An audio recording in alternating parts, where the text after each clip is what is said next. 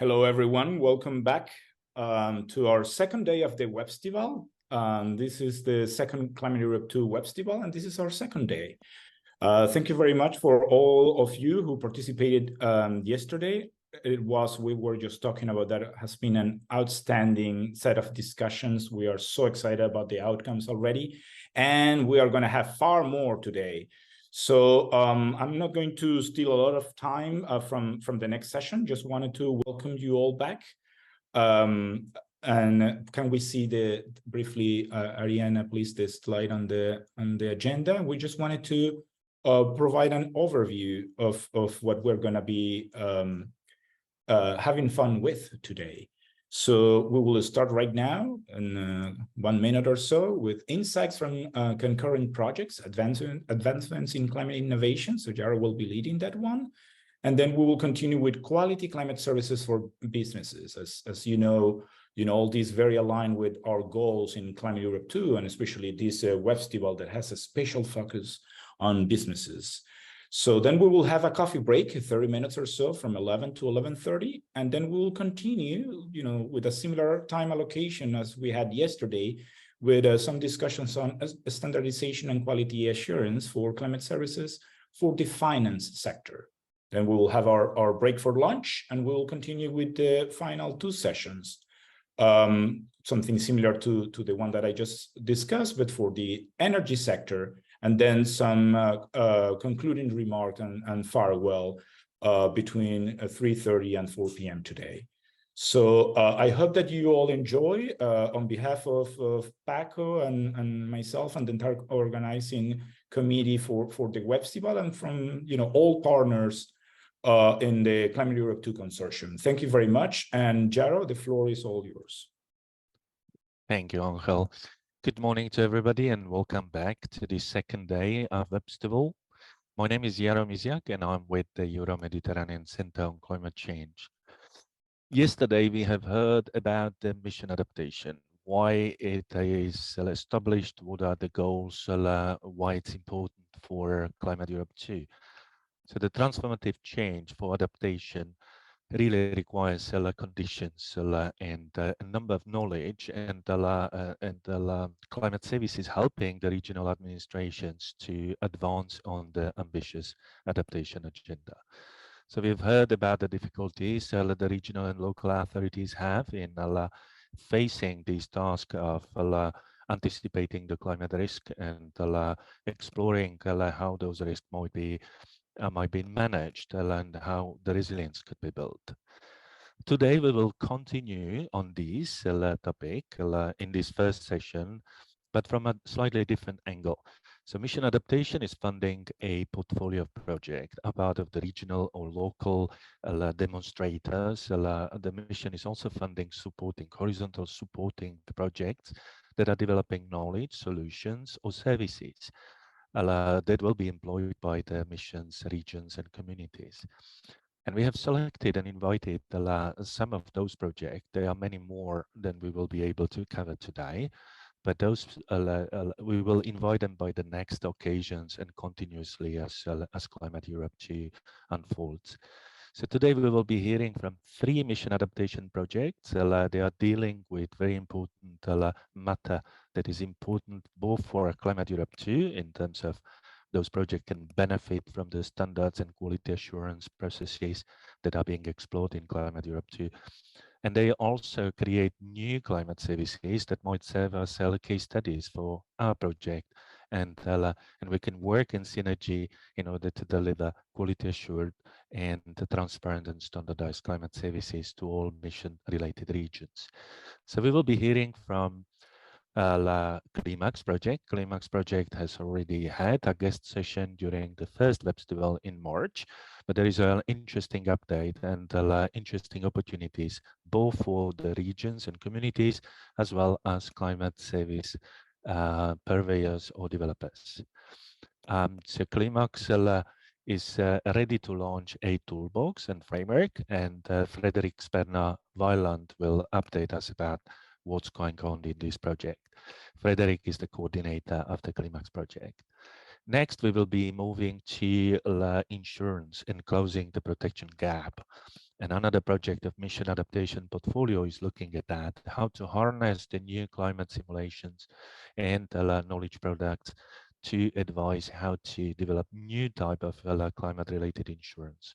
And Hilpa Grego from Finnish Meteorological Institute, who is also the coordinator of the PIISA project, will take us through the work plan and the interactions between PIISA and the Climate Europe 2. And finally, Cristobal Reuco will talk about another project, the VALORADA, that is setting to develop a set of climate services tailored for the mission adaptation regions and communities. And Cristobal is the coordinator, and he's from the Climate Service Center, Germany. So this is just to anticipate what we are going to talk about. Please feel free to ask questions using the question answer facility during the talks. We will screen them and pass them to the speakers. So without any further ado, I would like to invite Frederick to take the floor and take us a little bit into what has been done in the CLIMAAX project. Over to you, Frederick.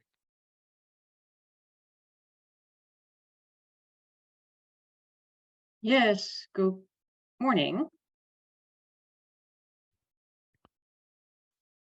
Good morning. I'm Frederik Sperder-Weiland, and I'm from the Dutch Knowledge Institute, Deltaris, and I'll be presenting CLIMAAX and the progress we've made in the past half year. We started in January this year. So CLIMAAX is indeed one of the projects under the EU Mission on Adaptation. And what we are really directed to do is connect to the regions. So perform enable climate risk assessments that can support the regions in the steps towards climate adaptations. And we're faced with many challenges. So we focus on multi-hazards, droughts, floods, wildfires, heat waves, and we want to serve many regions, which all have their own particularities. And at the same time, the climate risk assessment should serve both future climate adaptation planning, but also form information for improved civil protection and early warning. So combining everything and serving all those needs, our motto is standardized flexibility. And I talk a little bit more about that. So CLIMAAX exists of three main pillars. We develop a framework for regional climate risk assessments. We develop a toolbox. And the last step, which actually is the large one that takes 3 years, is the cascading funds. So the application of the framework and toolbox by the regions. The first step, which has been conducted mainly by CMCC, is the development of the framework. And the framework will exist of 3 levels. So the first level is the principles, setting out the recommended practices and the standards for conducting a climate risk assessment. Level 2 is going into the parameters. So what should you investigate? Which time horizons, which scenarios, which problems and impacts? And finally, there will be level 3.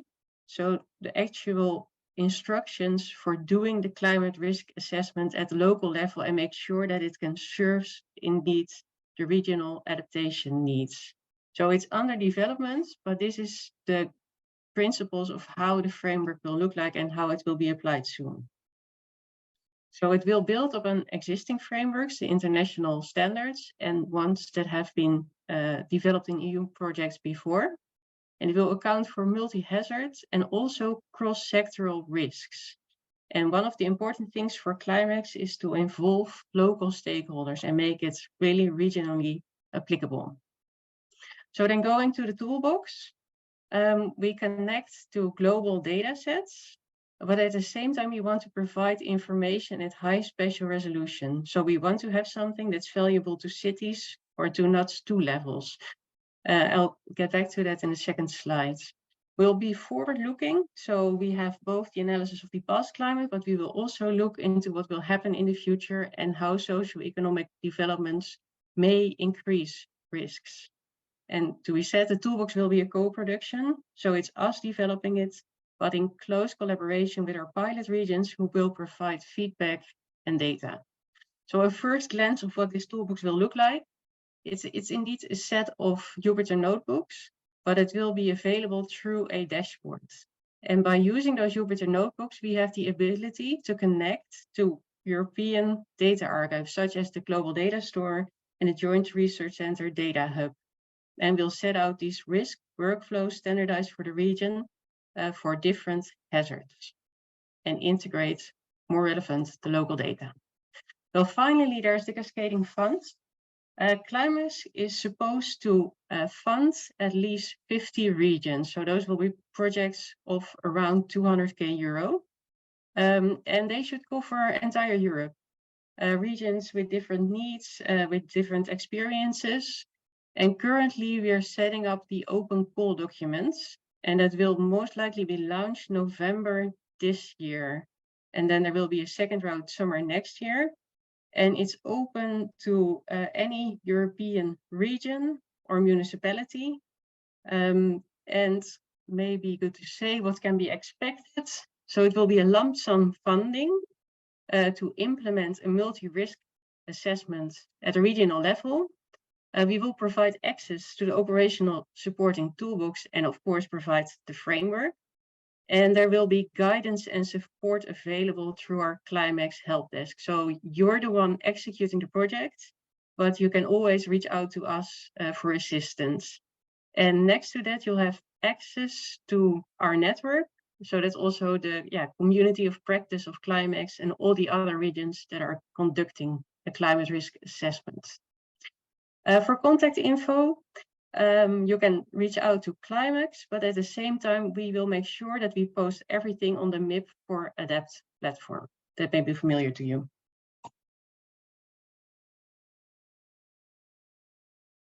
So any questions are welcome. Thank you very much, Frederick. That was very insightful. I'm just inviting the audience to post the questions in the question and answer while we are waiting for their first reactions. It seems that CLIMAAX is apologize for this. I have like so again, it seems that the CLIMAAX is setting a level playing ground for a new type of climate risk assessment at the regional level, and in one sense, it is aiming at the same goal that CLIMAAX 2 is following, and that says making the risk assessment at the regional level comparable, consistent, and the recommended practices somehow applicable to other places. It is very interesting, and it creates synergies with the Climate Europe 2, which aims at creating a better quality insurance for the climate services, producing climate services that are transparent for the users, and facilitate the selection of climate services for the specific purposes. So this is very very interesting, and those two projects have many synergies. So if I may very quickly ask, but I see other questions, so I will first give them the place. The first question is from Paula, and she's asking how accessible is the data or data spaces that will be developed in CLIMAAX for the private sector. So is it envisaged that private data will be used for developing the toolbox, or private data will be accessed through the it's a good question. toolbox? So the climate toolbox builds upon those European archives, and we'll be making those indicators, and all that data is open to whoever wants to use it within Europe. But then there is one other thing, and that is that we want to improve the toolbox by integrating also the local data. And there will be some data sets that are restricted just because they're confidential or they're owned by municipalities themselves. But the main base is open to everybody. Brilliant, thank you. And I will take one more question from Rutger. He is saying whether the consultation about the toolbox and the framework will be open to Climate Europe to partners in the community. So we have, there's a community of practice in the CLIMAAX project, and there is a community of climate service developers and purveyors. So what is your thought about how to make those communities to work together? Yeah, that's a good thing. And it's actually nice to set up this interaction and then also on a more coordination level talk with each other how it can be established, because I think it's a two-way thing. And of course, it's open and it can be used by the Climate Europe 2 community, except that for those cascading funds, there will be direct support and there is a lot of availability for support. And for Climate Europe, the users, the community, they can easily connect, they can ask questions, but then maybe the support is limited. But it would be a nice thing to continue thinking about this together, how we can establish this connection. Thank you very much, Frederick. There are more questions coming in the question and answer. So I invite you to have a look and we can get back to them during the later discussion session. But for the time being, thank you very much. And I would like to invite Hilpa Grego to take us through the project that is looking into a finance and protection gap and how you are planning to contribute to advising the regions and communities with the novel solutions. So Hilpa, over to you.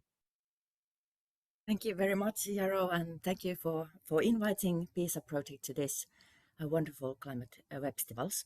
So my name is Hilpa Grego. I'm from Finnish Meteorological Institute and coordinating this PIISA project.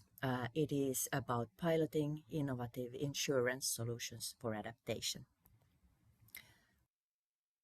And now I see, okay, it's working. So as already mentioned by Jaro, PIISA harnesses the innovation of climate modeling and simulation, as well as demand for novel approaches from the financial insurance sector. So that is the very novel part. This is our landscape, what we chose as topics. So the wildfires, homeowners risks, the crop problems, agricultural risks, the city problems and solutions, for instance, the nature-based solutions and green roofs. And we are also focusing on European forest risks, especially the tree health and tree quality risks. What are our aims? We co-develop and test new insurance concepts and advanced insurance products. Let me see, now I need to move. We co-design and pilot new climate services to help citizens, stakeholders, policymakers to understand what we need to adapt for and how to optimize that financially. This is tricky, and so we need to teach as well. We monitor and reduce climate risks with those who express the interest to collaborate with us. So here is also an observational part, and I can discuss that later with those who are interested. And then, of course, we aim to fill in the adaptation gap in Europe. Of course, not everywhere, but in certain areas. That is our aim. And if we talk about the cities, what do we do? What do we aim for? We especially want to help the city planners, the insurers, the constructors, and the citizens to become more resilient. And we actually work in our plan. We started in June, by the way, this year. We work with several platforms. We plan to be working on risk indicators, developing them, and then improve the risk data hub platform. We are aiming to create seasonal forecasts for early warning purposes for agricultural risks and also the parametric insurance there. And we have decided to collaborate with the Copernicus Climate Change Services and that platform. The microclimatic services that also will be developed, we have thought about putting to the platform AOPA. And then indicators for mid and long-term adaptation planning. Of course, they need to be in the MIP4Adapt platform. We also, in parallel projects, are working with the Destination Earth simulations, and when ready, we will use them also in PIISA. And the topic is then the land use and fire safety adaptation. And these parametric and other types of insurance solutions will be really co-developed. And currently we are also, for instance, considering the carbon farming topics. So we aim to have improved business models, for instance, for the nature-based solutions, And we wish that many more citizens and Europeans become aware of the risks, how to mitigate them, or then become interested in taking new insurance. And this is the first year of PIISA, and what do we do this year? We are working with the different maturity scales, so we start with the most mature cases to be able to develop from climate services and insurance services something novel and new. In Portugal, we work with this wildfire mitigation. We co-design insurance solutions to incentivize cost-effective adaptation. We work with the Agency for Integrated Rural Fire Management. And in France, in Lyon, we work with the citizens and then the administration. The homeowners are facing these shrink, swell, clay soils problems. So we provide economic services, news and assessments for these. As regards agriculture and parametric insurance, we start in Finland. And we develop new insurance products and climate services. We work with the Central Union of Agricultural Producers and Forest Owners. And here the local Tapiola is the insurance company who is responsible for doing this with the PIISA consortium. And in the Netherlands, we are stimulating adaptation with nature-based through insurance. We work with Interpolis insurance company, and the topic is really the green roofs. How can they be insured? What kinds of solutions can we develop?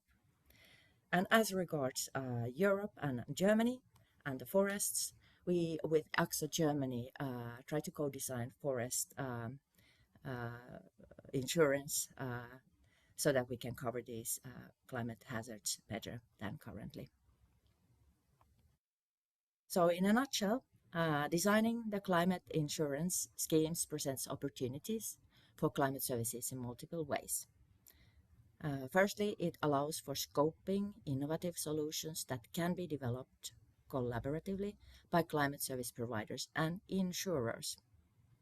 It was not easy to get insurers, but then finally there were many who wanted to participate in PIISA. That was very good. Secondly, the monitoring of triggering factors such as those required for parametric insurance necessitates continuous support from the service providers. And then thirdly, it's important to note that these periodic revisions of the performance of climate insurance schemes also demands tailored knowledge and consequent specialized services. And I know that today we are going to be talking about the standardization of climate services. So it is really important in this climate insurance context. And if you want to know more, you can contact me or then, for instance, PIISA management at FMI. Thank you. Oh, thank you very much, Hilpa, for the excellent talk and excellent overview of the project. This is very exciting, also for Climate Europe too, because we are working on different recommended practices about how to deal with data and data processes, how to design business innovation, how to explore the policy areas, and how to build community. So the PIISA project and similar project might also become a case studies for us. We can learn from you because you are on the forefront. You're working with the users. So we can get feedback from you about the pre-standards or community standards on quality assurance and so on. And you can learn from Climate Europe too. You can apply the principles that are being developed here. So that is brilliant that you could make it, and you gave the overview about the project. Again, I encourage the audience to post a question to Hilpa. And this question has not been posed for your talk, but there was an interesting question about engaging with other private companies and climate service developers looking for sustainable innovation solution. So Hilpa, is there any space in PIISA project to interact with those that develop climate services for financial institution and financial purposes? And if so, how to tap into this potential, how to become member? Okay, thank you for the question, and a very good question. The sustainability topics, of course, they are important, and we would need to actually create the flow of financing in a very broad perspective. So I think in this, of course, this adaptation forums where we can meet, so it would be good, but we can also organize joint meetings and discuss. So we are very happy to collaborate and then co-create this understanding how to do it. Yes. Thank you very much, Helpa. Now I would like to move on to Cryptobal. Cryptobal is coordinating the project VALORADA, and we are all keen to learn a little bit more about the project and how Climate Europe 2 community could interact with your consortium and with your project. So Cryptobal, over to you.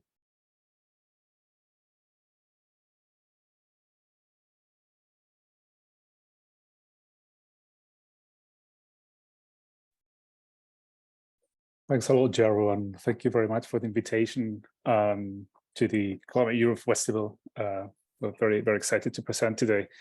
So I'm Cristóbal Robeco. I'm the coordinator of the VALORADA project. VALORADA stands for Validate Local Risk Actionable Data for Adaptation, and I'm based here at the Climate Service Center, Germany, in Zurich. VALORADA in a nutshell, we see the great amount of very good platforms and tools to assess climate risk and to run climate risk analysis. And we see that these tools can benefit a lot from local data, which is needed to characterize risk. And VALORADA seeks to identify and to facilitate access to this locally produced data. So I'm going to give you an overview of what the project is. So just a minute. Yeah. So our idea, so VALORADA is a project funded by the European Commission under the framework of Horizon Europe project. And it is framed in the context of the adaptation mission. I'm not going to refer to adaptation mission since it's already been talked about. So we're 14 partners across Europe, and we're going to be working with 5 demonstrators in the Czech Republic, Bulgaria, Greece, Italy, and France. We just started in June 2023, and we're going to have 36 months to achieve our ambition. So as an introduction, VALORADA, we are aware of the amount of available climate information, but we also see that there is a gap in terms of the integration of this information and the usability of many tools into decision making. And this is particularly noticeable at the local level and regional level when climate adaptation planning takes place and is more urgently needed. And one of the characteristics of the usability gap is that climate information needs to provide at minimum a local idea or a contextualized understanding of climate risk. On the other hand, regions and municipalities produce a lot of information and data. We're talking about socioeconomic data, demographic data, some land use data, while all the providers can also produce EO data. And this data, of course, is very useful to provide a meaningful characterization of climate risk and vulnerability at local scales. So we talk about these locally sourced data sets that they contain a potential climate value. So there is a lot of data that might be existing, which is not being used in this very case to understand and to describe climate risks. So our endeavor is to make that, to shed light on those data sets, understand how they can be managed, and under the FAIR principles to make sure that they're more accessible, interoperable, and reusable. Of course, when it comes down to practice, this is very complex because at the local level, there is a lack of understanding of the possibilities that that this local data can source to use climate information.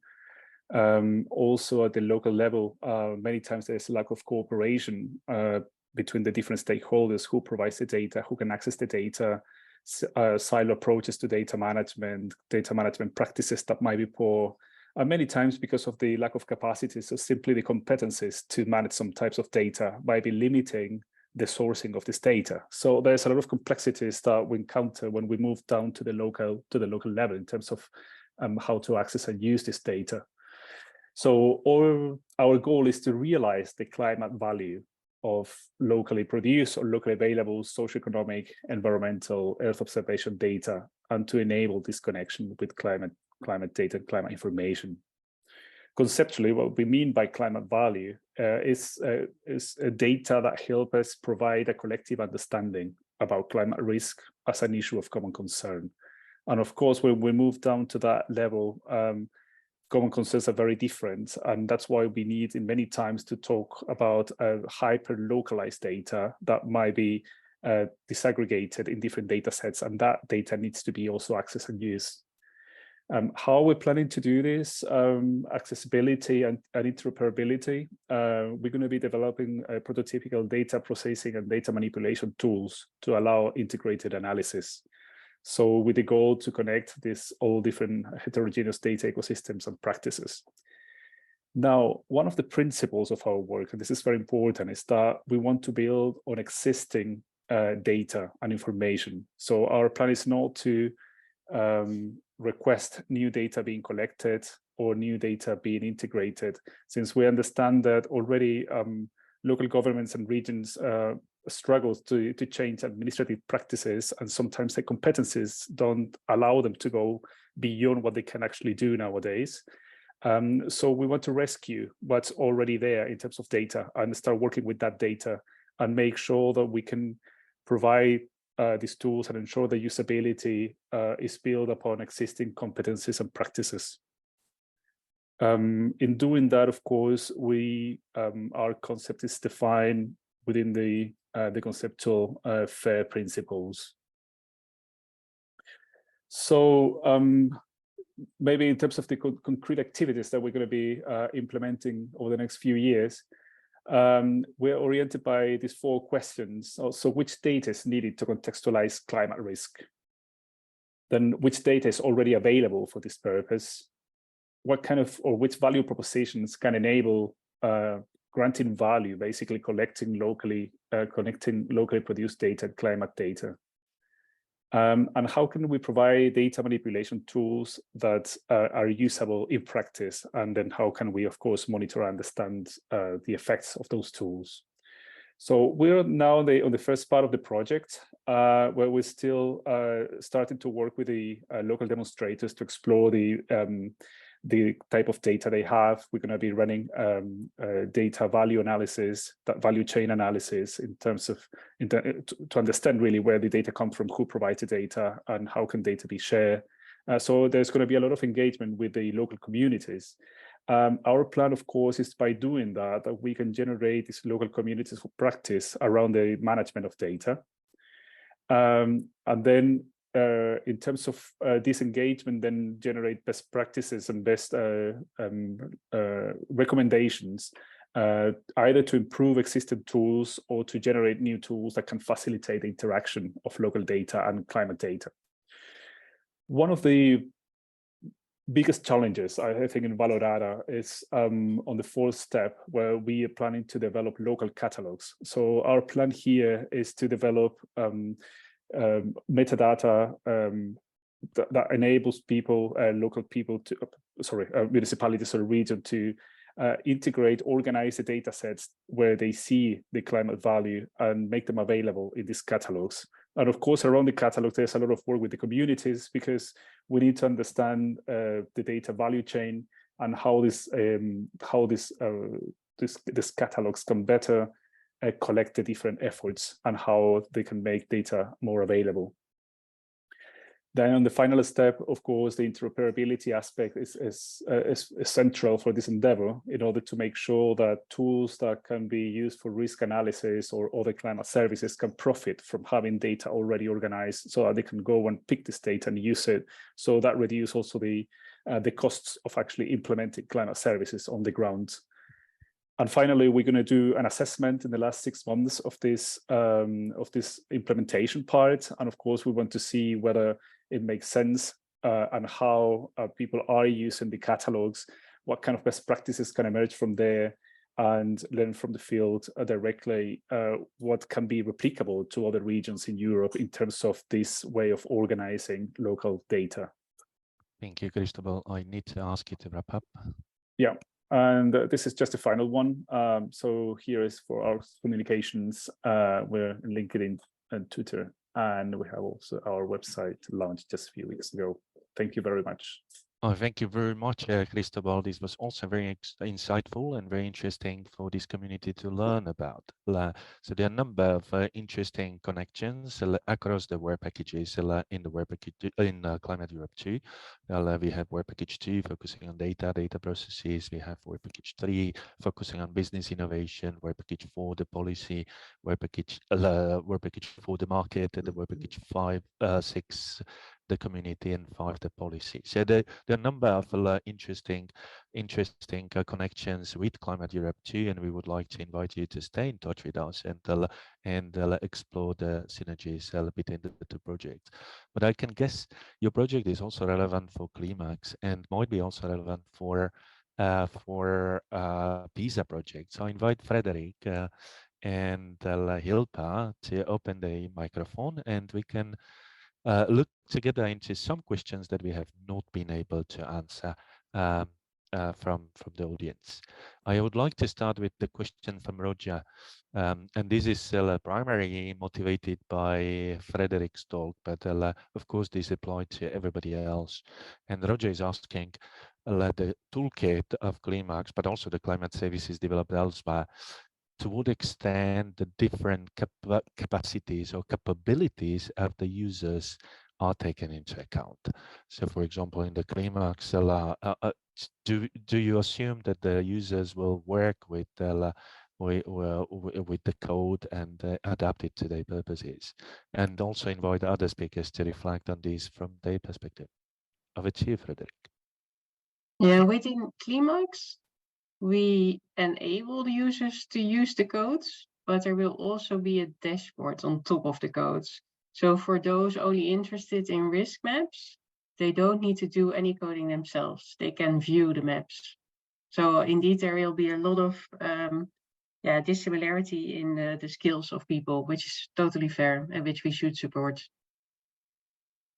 Brilliant. Anybody, Hilpa or Cristobal, do you take into account the different capabilities across the regions and the different users? So what do you presume from the side of the user to be there in order to work with them? Or how do you imagine the interaction with them if the climate knowledge or understanding of the shifting climate is not fully developed?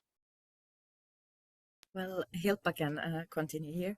So we are both serving to know the current level of understanding, and then we are going to also talk and have these face-to-face meetings and discuss the items and also inform about these very local risks.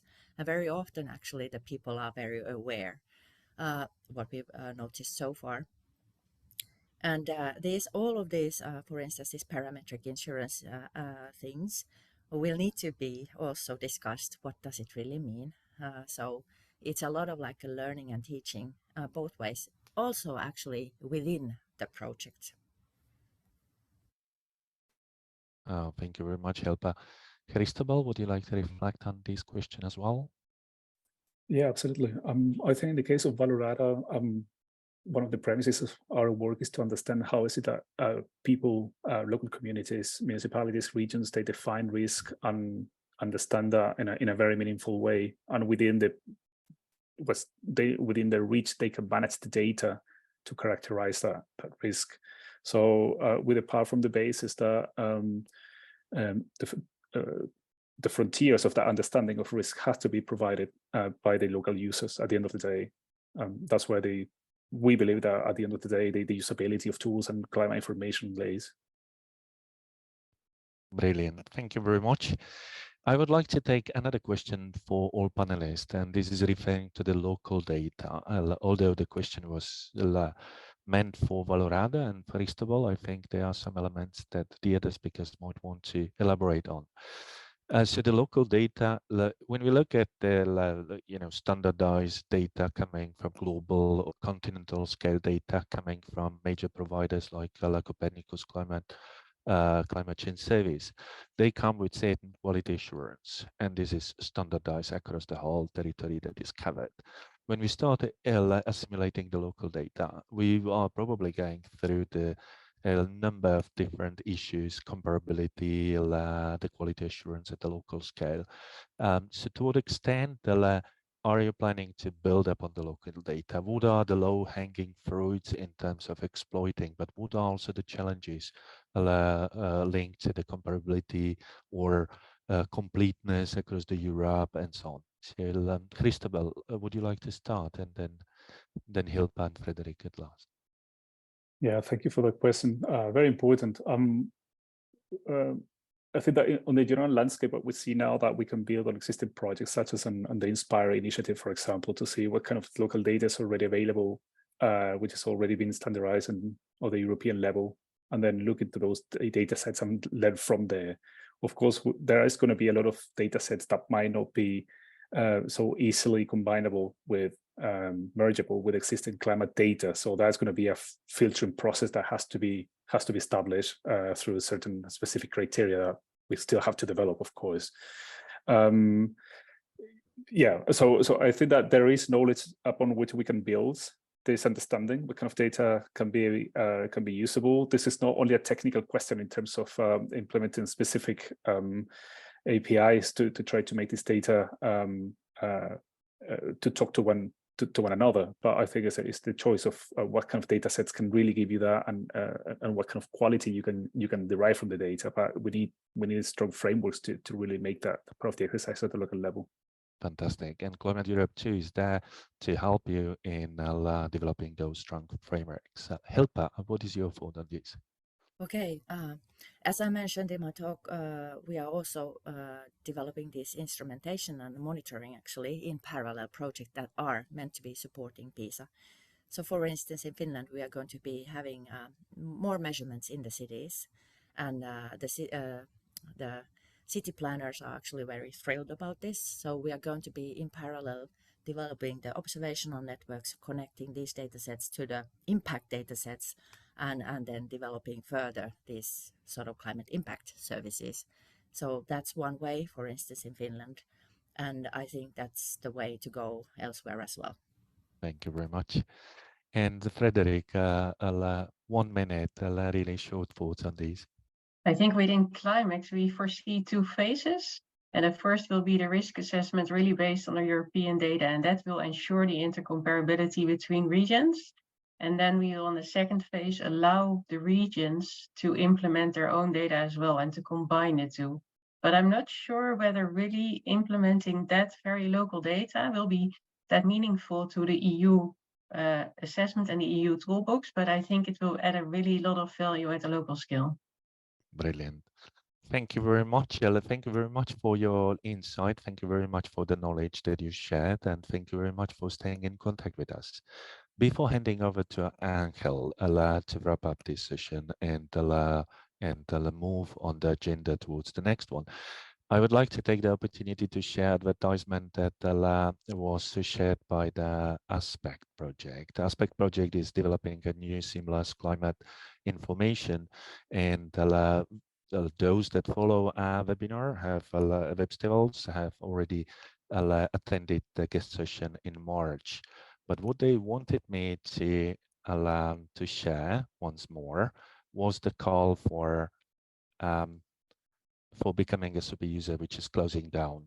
So in March, you have learned that there are some tangible opportunities for all representatives from regional and local authorities or the climate service providers to become a super user of the new seamless climate prediction systems. And this call is closing in a couple of weeks. So this is just a kind of reminder for the community to look for the information. This is where you can find it, and check whether you would be interested to be part of this. So with this advertisement, we will put it also in the during the coffee break, if you haven't managed to take the notice.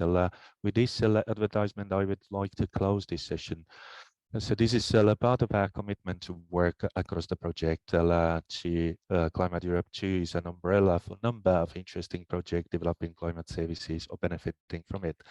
We have been working and presenting the project Protect, Reach Out, the eShape, and CLIMAAX, of course, and now the VALORADA and PIISA. So we will continue in doing this, connecting to other outside world and helping to develop the synergies across the project and ensure the uptake of the knowledge. With that, Angel, I'm very sorry I took 2 minutes of the next session. I apologize for that. I hand over to you. Thank you very much for attending this session, and thank you for our speakers. Over to you, Angel. Thank you very much, Jaro, and everyone. Thank you, Frederick, Hilpa, and Cristobal. That was a outstanding and set of presentations. And thank you, everyone, for participating in this discussion. We're a couple of minutes behind, so that's not too bad. So let me just, I'm not going to take a lot of time, so let me just go to our plenary. This is going to be another interesting set of discussions and conversations, now on quality climate services for businesses. And here I'm going to just call Elko from DNV, Elko Cruizinga, who's going to be chairing the session. Elko, the floor is yours. Thank you, Angel. Good morning, everybody. Good day. My name is indeed Elko Cruizinga. I'm with DNV, and DNV is one of the business partners in the Climate Europe 2 project. So in the next 45 minutes or so, I'll be running a panel session. And we'll kick off with some introductory keynote remarks by Ditlev Engel, who is actually our CEO for Energy Systems. So I'm really proud and pleased that he's able to join this session and spend his valuable time on this important topic. Then what we'll do is we have a panel discussion with 3 panelists, Paco of the Barcelona Supercomputing Center, who probably everybody knows because he is the project manager of the Climate Europe 2 project. Then we have Sophie Radmes, who is a policy officer, sustainable finance with DG FISMA. And for those of you who don't know what FISMA stands for, it's Financial Stability, Financial Services and Capital Markets Union. So she definitely wears a financial hat in this panel. And then we also have Carlo Buontempo, who's here from the European Center for Medium Range Weather Forecast. And he's actually the director of C3S, or the Copernicus Climate Change Service. And the purpose of this session is actually to set the scene for the next 2 sessions, because during the day we will have a session focused on the role, the intersection between finance, business, and climate services. And also we have a session on the intersection between the energy sector and climate services and the quality thereof. So really the session is to set the scene, and I've asked my panelists to provide us with some opening statements. And I want to start with providing the floor to Ditlev to provide his opening statements for the session. So the floor is yours, Ditlev. Thank you. Thank you very much, Elko, and thank you for having me. My name is Ditlev Engel, and mentioned I am the CEO of Energy Systems at DNV. And for those of you who are maybe not 100% tuned in on exactly what we do at DNV, let me just take you through that for 1 minute. So in total DNV, we are more than 13,000 people working globally. DNV stands for the Norwegian Veritas, so we are headquartered in Oslo, Norway. And we run our business in 6 different business areas. And the largest business area that we have is Energy Systems, that I have the pleasure of leading, where we are 4,850 people now currently working in the acceleration of the energy transition in the world. When people ask me, could you say in 2 words, what is exactly that you do in Energy Systems, then the easiest thing to say is we are carbon busters. Then that's what we do. And if we should add maybe a little more to that, that means actually that 90% of the services we provide is an advisory. Most people probably know this from certification, but that's actually only 5% of our business. And then 5% is in monitoring. And the monitoring is maybe also important here because we monitor more than 65 gigawatts of renewable assets, the wind and solar, but also in battery storage. So the clients we work with are the global clients. And basically what we do as being carbon busters is to accelerate the decarbonization of the energy systems. That can, of course, happen either by scaling up renewables, or it can happen that you try to find faster ways of decarbonize the current energy systems. Both of them are critically important to make sure that we reach or work towards the Paris goals. Now, on that end, we are also, and if you are interested to kind of getting our perspective of how we see the development, we every year produce what we call the Energy Transition Outlook, where we are looking at what we think, what is the most likely future based upon cost. And when we say cost, is not necessarily what does it cost to produce electricity from a wind turbine. It is also very much about when you do system integration and system thinking, what will that actually mean? Because this is all about both decarbonizing and digitalizing the future of the energy systems. So in that report, and we'll come to the next one, is in the middle of October, you can see that we are predicting two things. First, we will see a massive shift from about a 2080 scenario today between renewables and fossil, but in 2050, we believe it's going to be around 50-50. So many of the pledges that are made to net zero, we have a hard time seeing is actually going to happen, because we are in a situation in the world where it will take much longer compared to what people are planning for at this moment, and also with the price indicators. So we need to really think about how to accelerate this.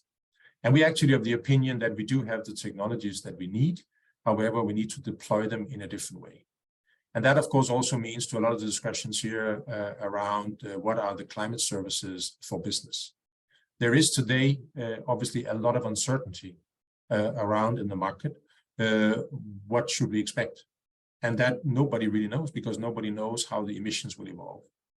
Our projection is, in our latest forecast from last year, is that we will see a world with a warming around 2.2, 2.3 degrees centigrade, based upon, even though a massive acceleration and electrification of society.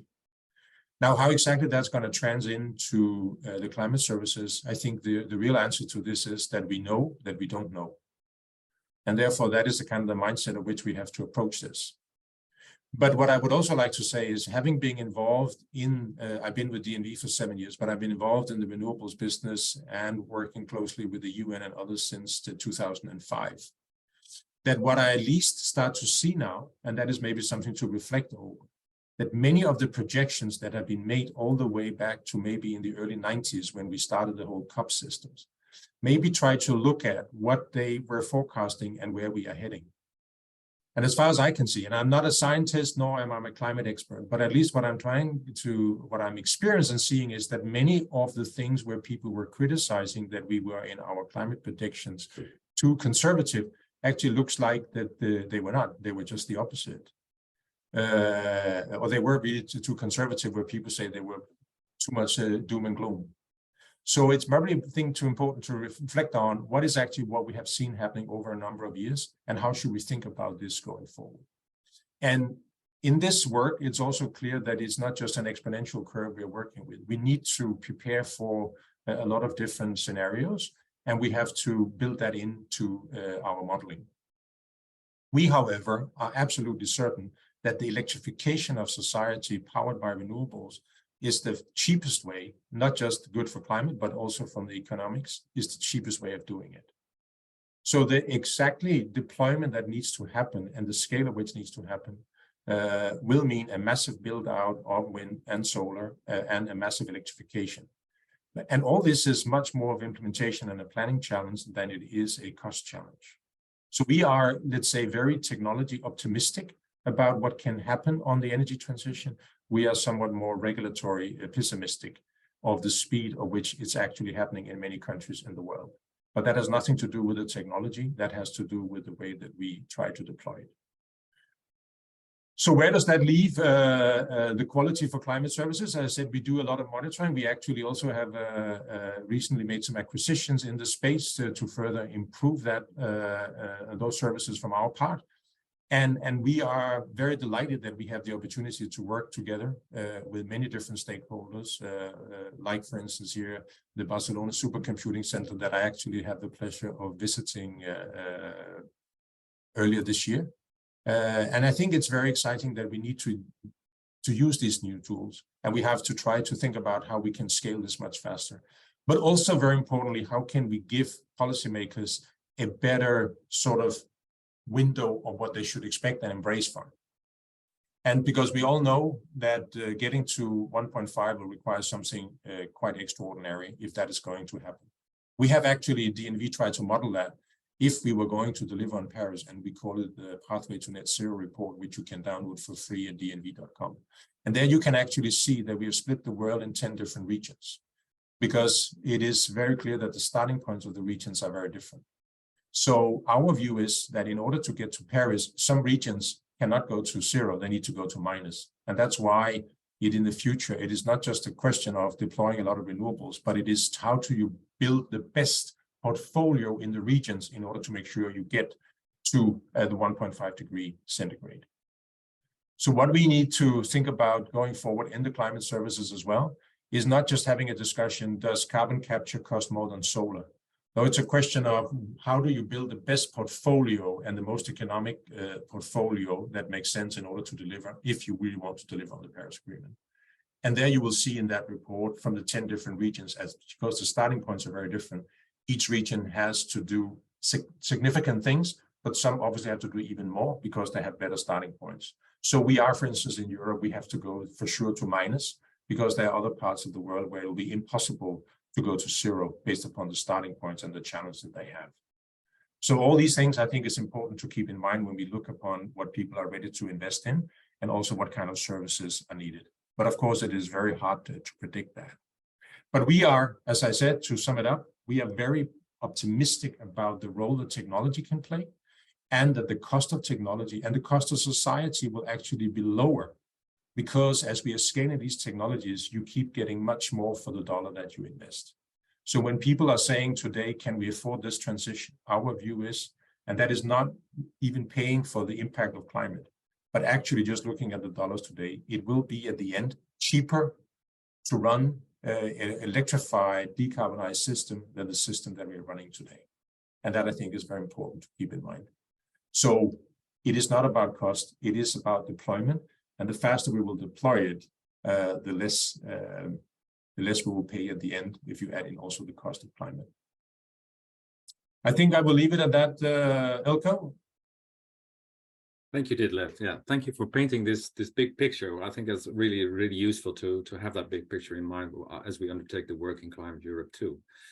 What I'm going to do next is I want to invite you, Paco, if you're here, to provide us with your thoughts on the intersection between quality climate services and the business sector, how you see that from a Climate Europe 2 perspective, and how what you expect from the sessions that are coming next in today's conference. So Paco, if you could spend 5-7 minutes to provide your views there. Thank you. Thanks a lot, Elko. I hope the sound is good enough. I'm in a busy area, but just very briefly, and if I can share a couple of slides to create a bit of context, that would be nice. So my name is Paco Douglas Reyes. I'm the coordinator of the Climate Europe 2 project, along with Angel Muñoz, who's also in this call here, and I work at the Barcelona Supercomputing Center, where I lead the Earth Sciences department.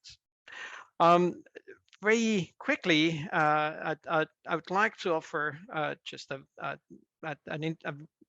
brief introduction to the Climate Europe 2 project, to its objectives and structure, and to explain and create a bit of the framework in which this session takes place, and in the context of the Webstivals that we are organizing in the project.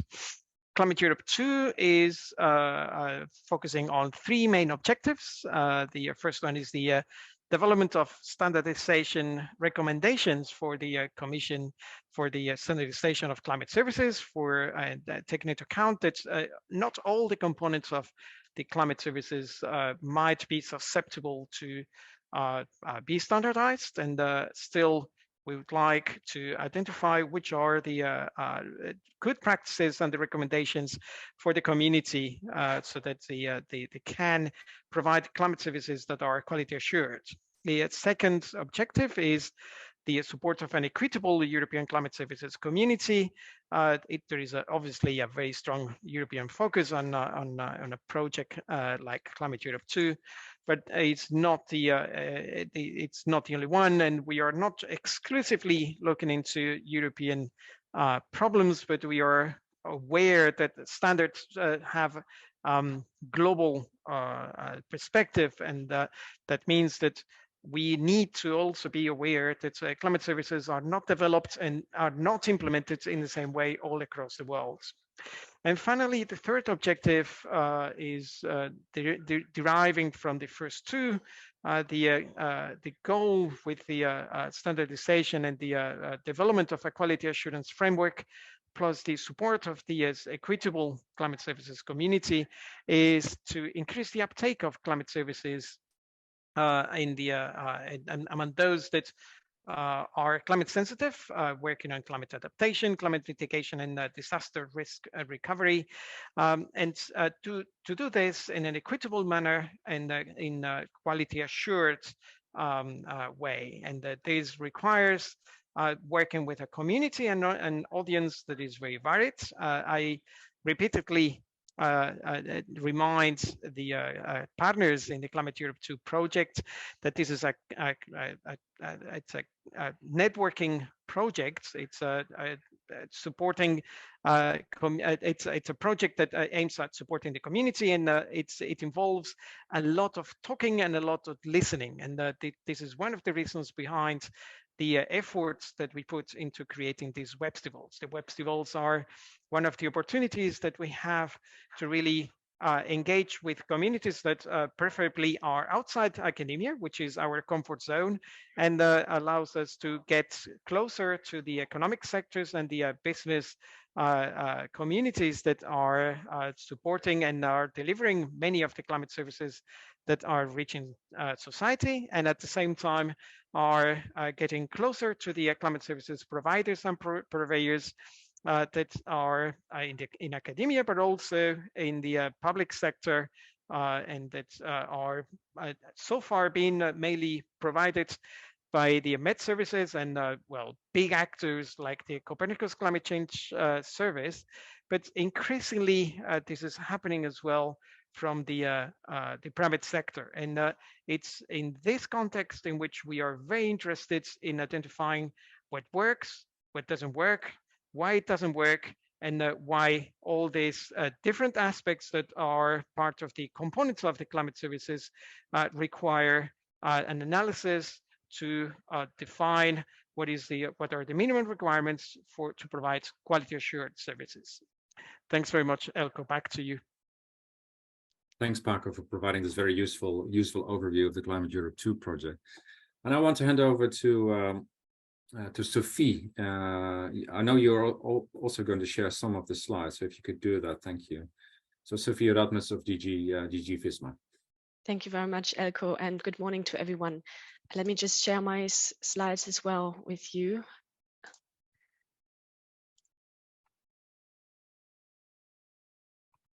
Could you confirm that you can see the slides? Can see them, yes. Okay, perfect. There seems to be some gray blocks, at least across my screen. Can you see it? Okay, I hope that it works. So good morning, everyone. My name is Sophie Radmes, and as Elko already mentioned, I'm a policy officer at the European Commission working on sustainable finance. And I wanted to take a few minutes to introduce you a little bit into the sustainable finance agenda of the European Commission. So as many of you may know, the European Commission, the EU, has committed itself to become a climate neutral and climate resilient sustainable economy by 2050 under the European Green Deal. And we have calculated that in order to achieve these objectives, we will need to invest around 700 billion euros every year. And by far the greatest part of these investments will have to come from the private sector, because the public sector will not be able to stem the challenge alone. And this is why the Commission is very much committed to develop a robust sustainable finance agenda. The Commission has been active in the field of sustainable finance since 2018, when we first developed our action plan on sustainable finance. And since then, we have been very active in creating a strong rule book that supports the flow of sustainable investments. The framework consists mainly out of these different tools that you can see on the screen. So first of all, we have developed the EU taxonomy for sustainable finance. And this is our classification system that sets performance criteria for economic activities to help investors identify as to when an economic activity can be considered to be environmentally sustainable. Second, we have put in place a disclosure regime to increase transparency about ESG impacts, risks, and opportunities. Most notably, we have here the Sustainable Finance Disclosure Regulation, or short, the SFDR, which lays out sustainability disclosures for financial market participants, financial advisors, and also financial products. We also have here the Corporate Sustainability Reporting Directive, the CSRD, which defines sustainability reporting for large undertakings of more than 250 employees, as well as listed SMEs. Third, we have deployed a number of tools that enable firms and the financial sector to finance projects with a positive impact. So here we have, for example, the European Green Bond Standard, as well as the climate benchmarks. And these are voluntary tools and are in the hands of the investors, banks, and companies. So this is a bit the framework that we have developed. And since then, since 2018, we have been active in further improving this framework and ensuring that it works on the ground. And this is why most recently in June 2023, we have also published a sustainable finance package, which consists out of 5 main documents. So here first, we have developed a legislative proposal on regulating ESG rating providers. And this proposal aims to improve the transparency of ESG rating objectives, characteristics, and methodologies. It also aims to increase the integrity of operations of ESG rating providers by introducing organizational principles and rules on the prevention of conflict of interest. Then second, the package also included a staff working document on the usability of the sustainable finance framework, where we try to identify issues with the framework and find solutions that stakeholders can apply. The third document that was included in our package was a recommendation on transition finance. So this recommendation should help companies in identifying their transition finance needs, define transition targets, and also raise transition finance. These recommendations aim to show how non-financial as well as financial companies can use the various tools that we already have in place in our sustainable finance agenda on a voluntary basis to channel the urgently needed investments into the green transition.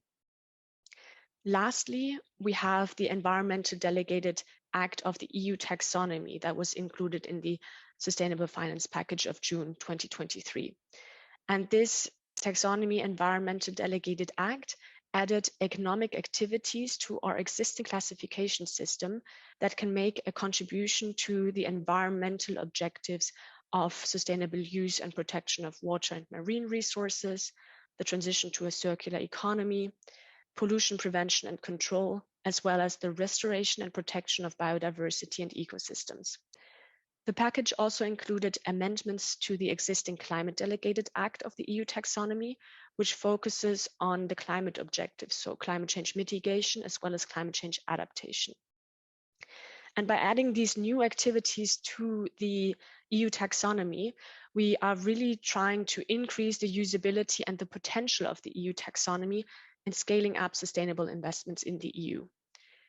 The last document that was included in the Sustainable Finance Package just gave a summary of the other documents. That's why we have a communication explaining the package and providing an outlook.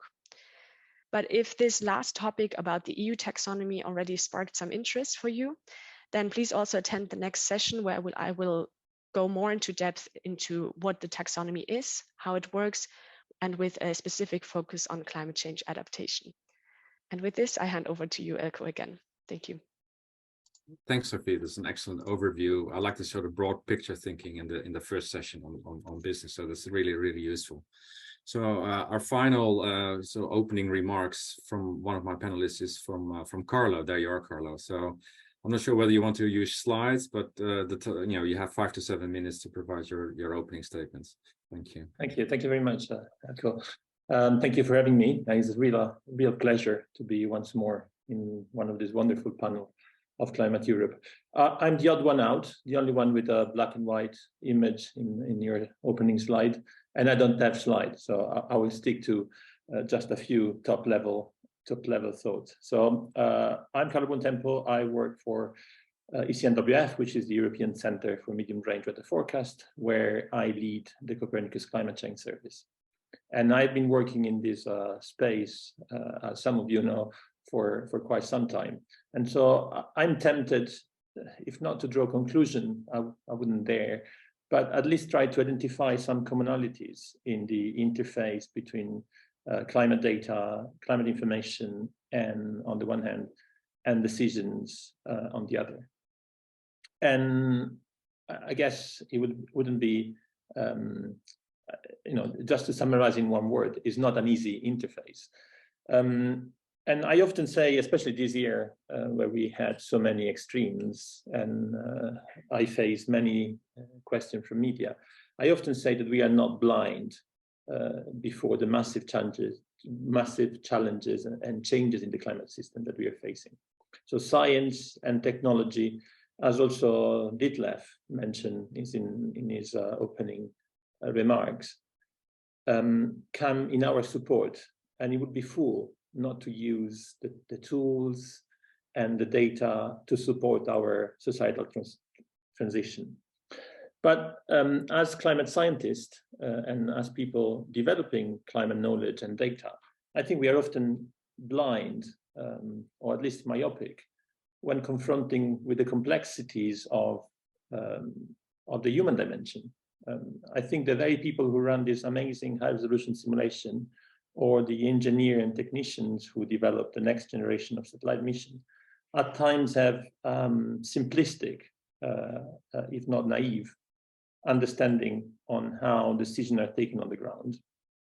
And I guess the complexity of this decision making is so significant. It's really an input of inputs, a universe of inputs and constraints that affect these decisions. And in that space, something that is often overlooked by the provider of climate information is the context, is the local context, is the local data, and this is often misrepresented and undervalued. But it's also this complex space, I think, is also a perfect place for innovation and for business opportunity. In that sense, I think Paco was mentioning in his introduction when referring to standardization, I think this is one of the areas where maybe standardization is not yet required. It's so complex, innovative, this nexus, that there are many opportunities that may be stifled by a rigid standardization. On the other hand, I think a good example of this bubbling world is what is happening, for instance, within the WCRP, My Climate Risk lighthouse activities that try to characterize and document what is being done at the grassroots level all over the world in that interface. But on the other hand, especially within the Copernicus Climate Change Service, we hear about the needs of organizations who have decided or who have been pushed by legislation. And the example that Sophie was mentioning in terms of taxonomy and the financial disclosure goes in that direction. Organizations who have decided or have been pushed to explicitly account for the impact climate change is having and will have on their operation and investment. And in that sense, I think this discussion today is very well organized, is very timely in the sense that the two sectors where this process is probably more evident for me are energy and finance.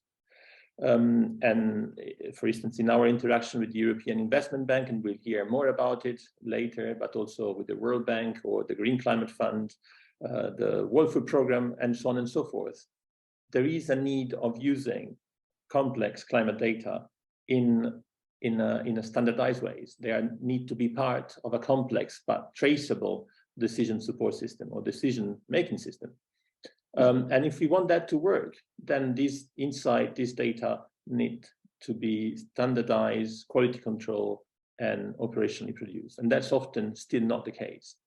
And I just want to make an example of it that is very simple and top level, but I think eloquent at the same time. So last week we had the General Assembly of C3S in Brno in the Czech Republic, and Daniel San Martin from Predixia, a small company in northern Spain, gave a very good example for me on what it means, this lack of standardization on the data side. He looked at CMAP data, and CMAP data still today underpins many of the tools looking at climate projection and the impact of climate change in the future. And in particular, looked at soil moisture and how soil moisture is encoded. And CMAP data is probably the most standard of all the data stream we face when dealing with climate data. If you look at in situ data, is a universe on its own. And still, the way in which soil moisture is encoded, and in particular, the lack of soil moisture over sea, for instance, is encoded in CMAP model, is everything but uniform and standard. So this is a simple, small detail, but I think is eloquent. And in a sense, for me, there is significant space for standardization in that area. Standardization that, in my mind, should go all the way to the generation of the data. So CMAP was born as an intercomparison of climate model output, and now serves a community that goes way beyond academia and research circle. So what are the requirements of this new community of users in terms of variables, in terms of timeliness, in terms of quality assurance, and so on and so forth? So in decision-making, the story of the fox and the hedgehog is often used as an example of different strategy to take decision. So the idea is that the fox knows many things and the hedgehog only knows one big thing. And the theorists of decision-making often say that we need to be more like foxes, dealing with pieces of information that are not complete, they are contradictory, they are full of uncertainty. And I think that's quite a robust finding in that piece of science. Nevertheless, the more we can standardize that information, the easier the job of the fox will become. So I see a very significant role in enriching this variety of information that are required for making decisions with sufficiently standard quality measure and quality metrics, so that the system can really get into an operational setting and into production. So I know I'm running out of time, so I don't want to drag for too long. I just want to highlight that in the context of C3S, that's one of the things we are trying to do.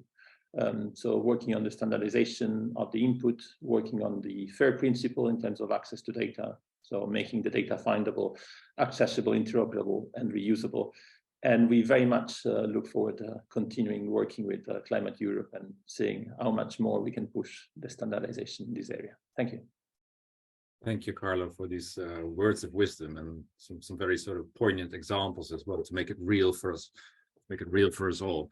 I wanted to come back to Sophie. On the intersection, but where do you see, from the European Commission side, where do you see gaps in standardization from a climate service perspective, and how does it all fold into the frameworks that the Commission is building around sustainable finance? Maybe you can provide some comments around that.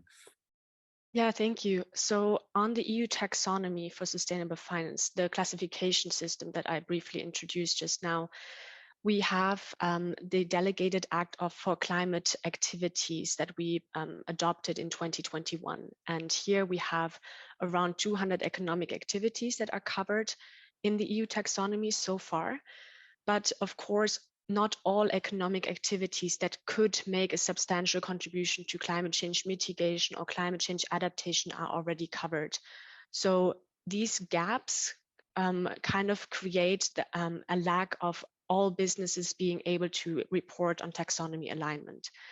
And therefore, the Commission is very much working on adding new activities step by step to the taxonomy. So for example, now in the June package, with the amendments to the Climate Delegated Act, we added I think 15 more activities for climate objectives, but we are still working together with our expert group, which is called the Platform on Sustainable Finance, to add more activities to the EU taxonomy classification system.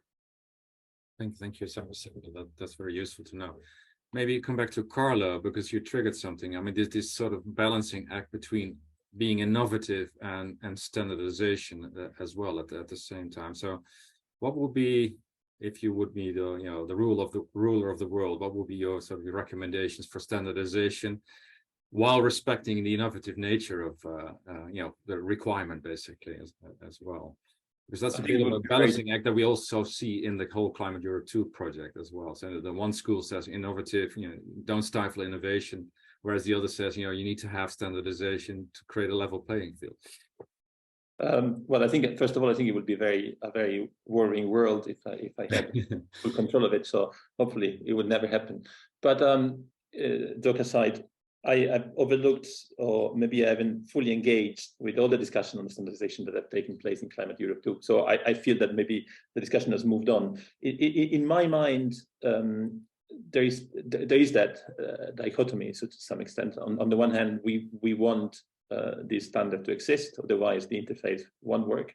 On the other, we need to maintain that freedom and innovation space. And for me, one of the elements is, where do we put that boundary? And the element for me is between, so the climate service interface is very, in most cases, is very local, is very specific, and I don't think it is easy, or in some cases even useful, to impose a hard set of standards there.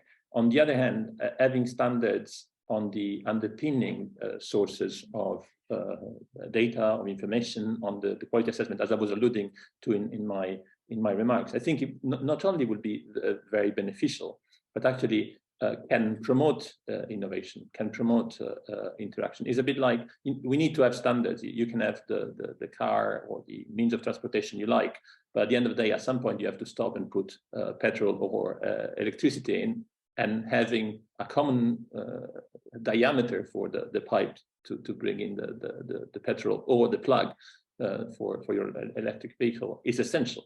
So I'm thinking that we need, to push the analogy, we need to find this essential element, and I think we are getting there to some extent, and ensure we don't push much beyond those. So. Thank you, Phil. Maybe a sort of question for Paco. What do you're overseeing the whole Climate Europe 2, so you have lots of interfaces. I see you as the man with the overview.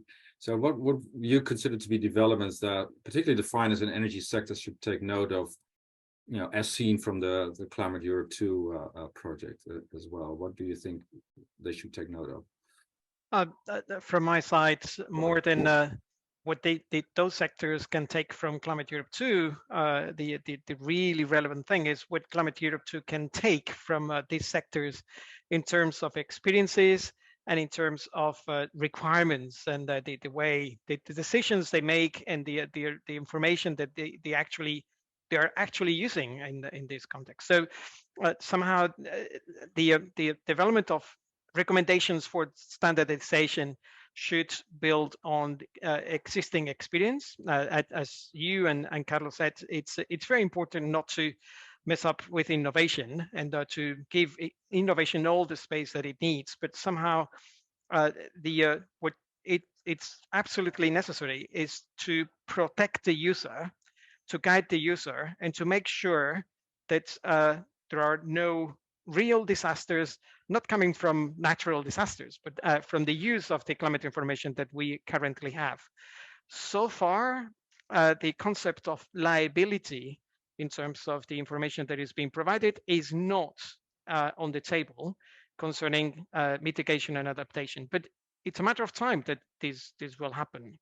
And when that happens, when this will be on the table, and there will be actual disagreements between actors that will be making decisions and suffering the consequences of those decisions, somehow they will need to resort to standards, and or if it's not something in the climate services remit that can be standardized, as which is the case in anything that is not actual data right now, then we'll really need to have a good idea of what the minimum requirements that should have been followed, and how to formulate those minimum requirements. And it's at that point that we need the guidance from all those sectors, in particular energy and finance, which are, as Carlos said, well advanced with respect to many other sectors, that we'll need to get the guidance from and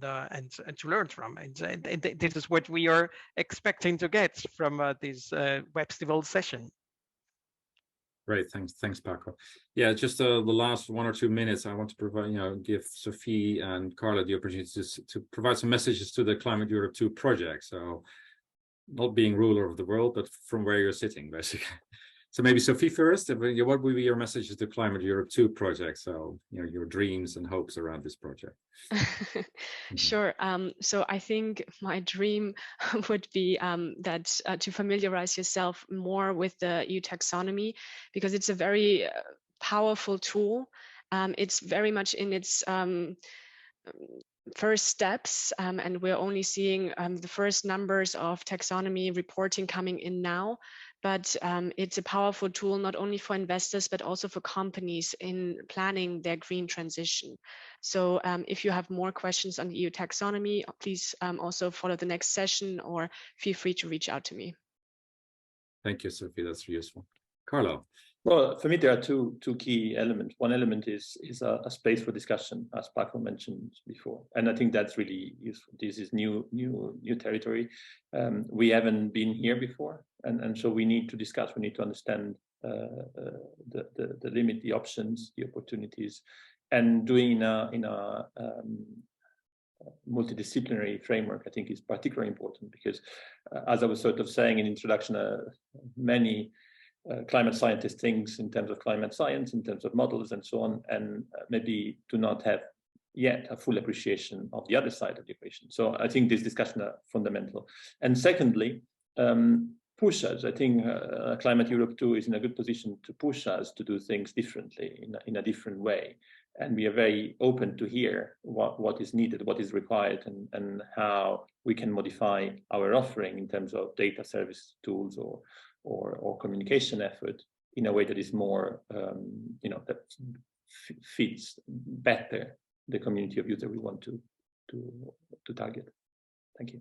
Thank you, Carlo. As member of the Climate Europe 2 staff list, I sort of take that to heart, those messages. Thank you.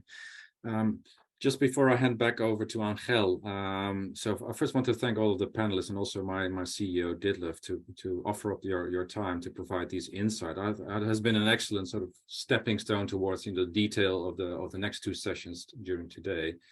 I wanted to have some big picture, broad vision type statements in this session. I think we succeeded in doing that. So thank you for that.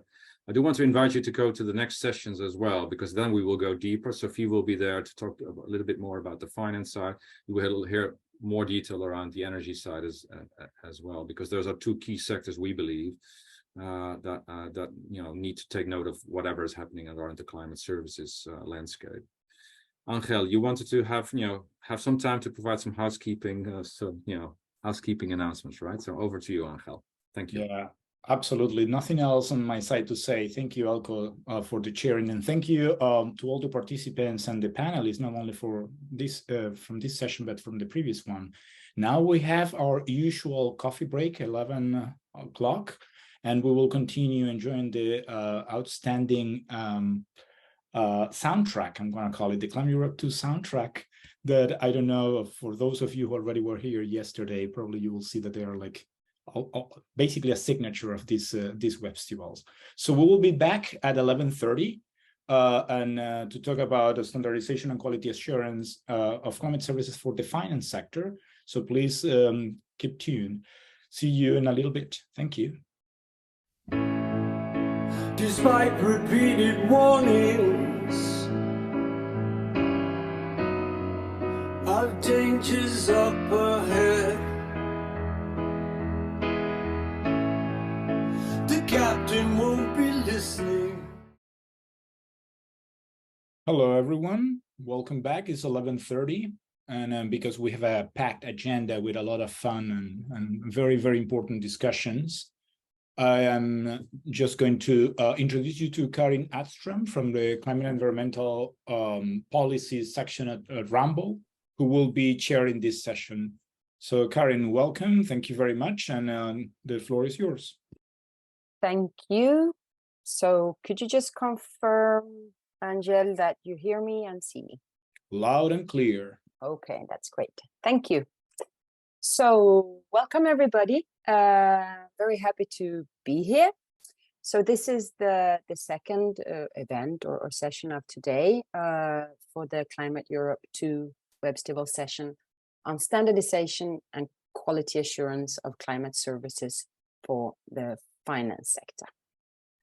So my name is Karin Adstrom. I am head of climate and environment policy department in Rumble Management Consulting in Brussels.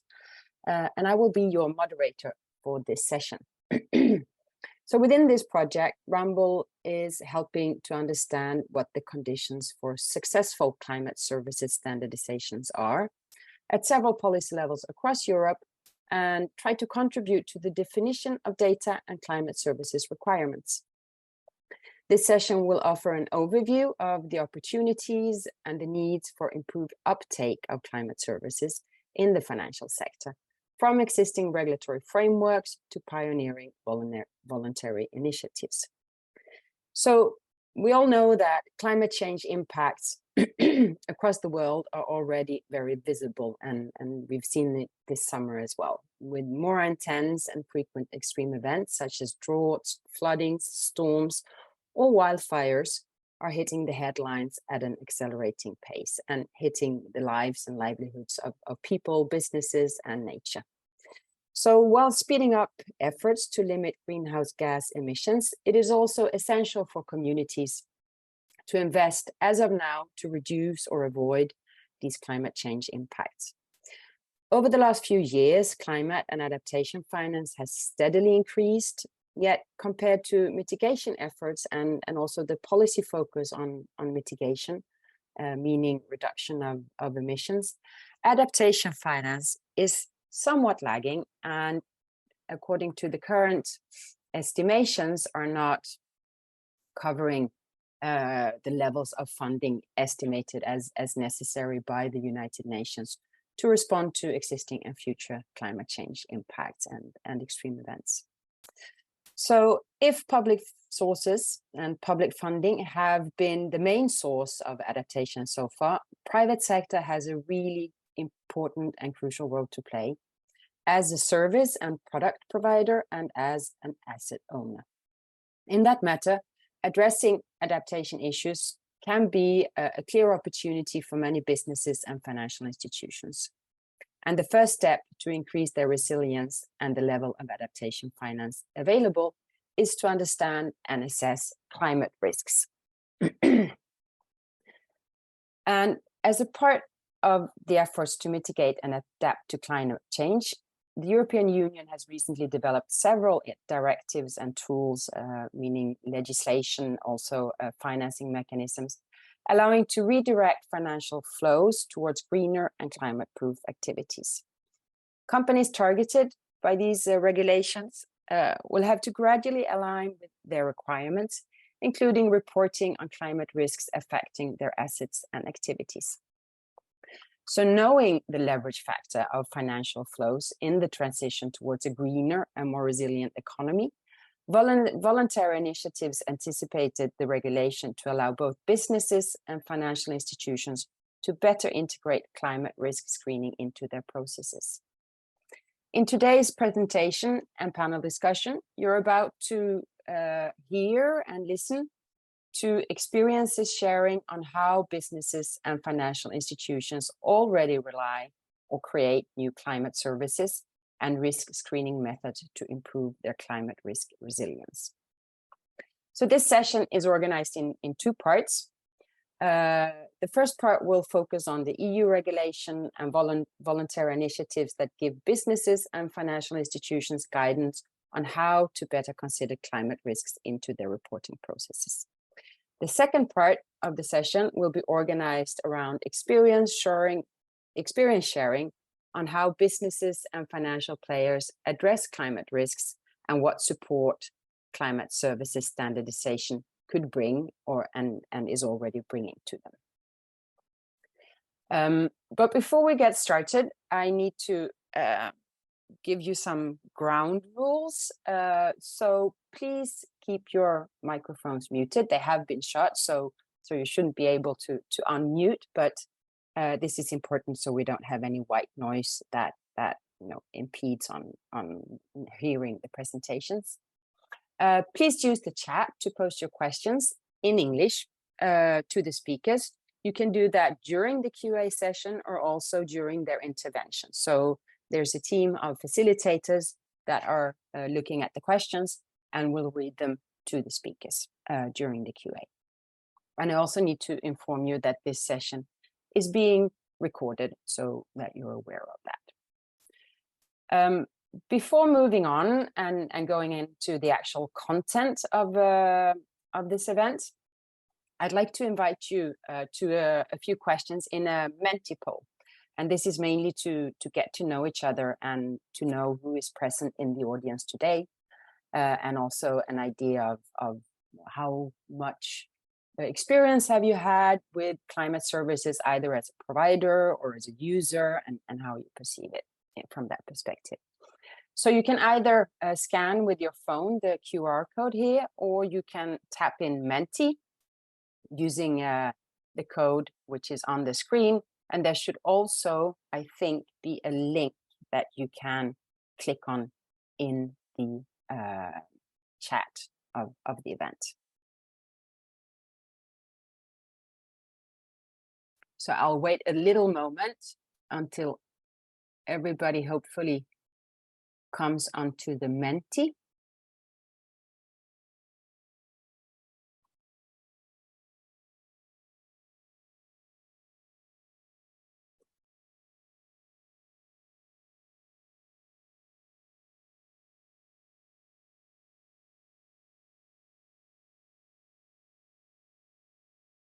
And we have the first question up and running to see what type of organization you all represent here. And it seems we have a really nice distribution of responses so far. I can see there are 31 and people still coming in, and in this meeting, I can't really see at the moment how many are.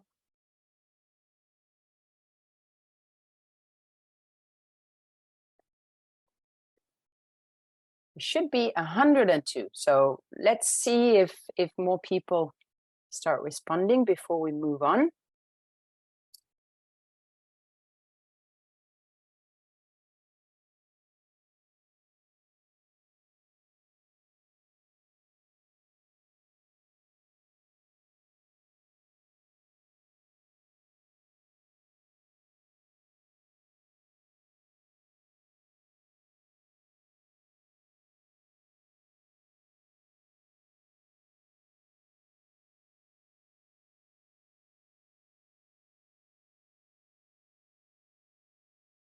So we have half of you that answered. Now it's not obligatory to answer, so I think I'll give this maybe a minute more, and then I suggest we move to the next question. So we have quite a strong representation from academia, which is not very surprising. After all, we're in a Horizon funded project. We also have businesses, climate service providers, people working in different functions in public administration, and a couple of financial institutions.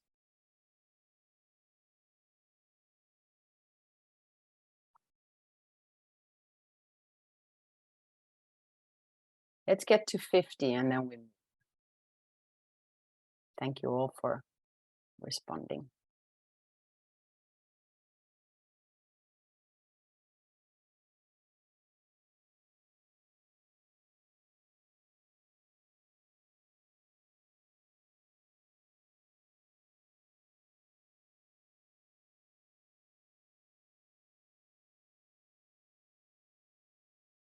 Okay, I think we can move to the next question, which is where you are from. And I tested this one when we were preparing. I know it's a bit difficult to pinpoint. You will need to zoom in and drop a pin in your country. And I'm guessing Europe will become all blue.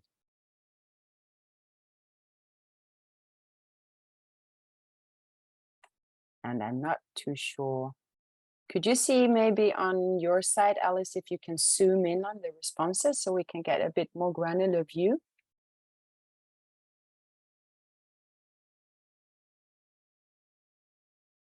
Might be difficult.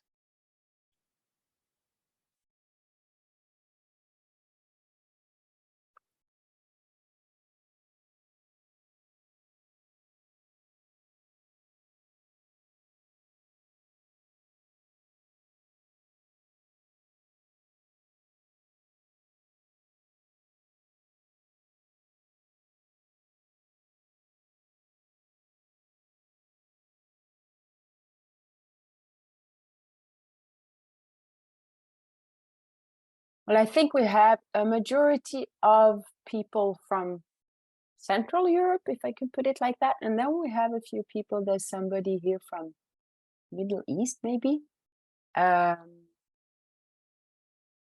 Sweden, I would guess. So clearly a European group, but it's not possible for us to zoom in closer to that. I would suggest we move on to the next question.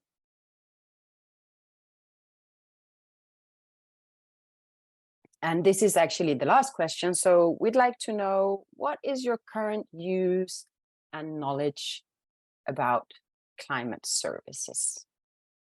So please reply what you think was the most appropriate description of your current use and knowledge.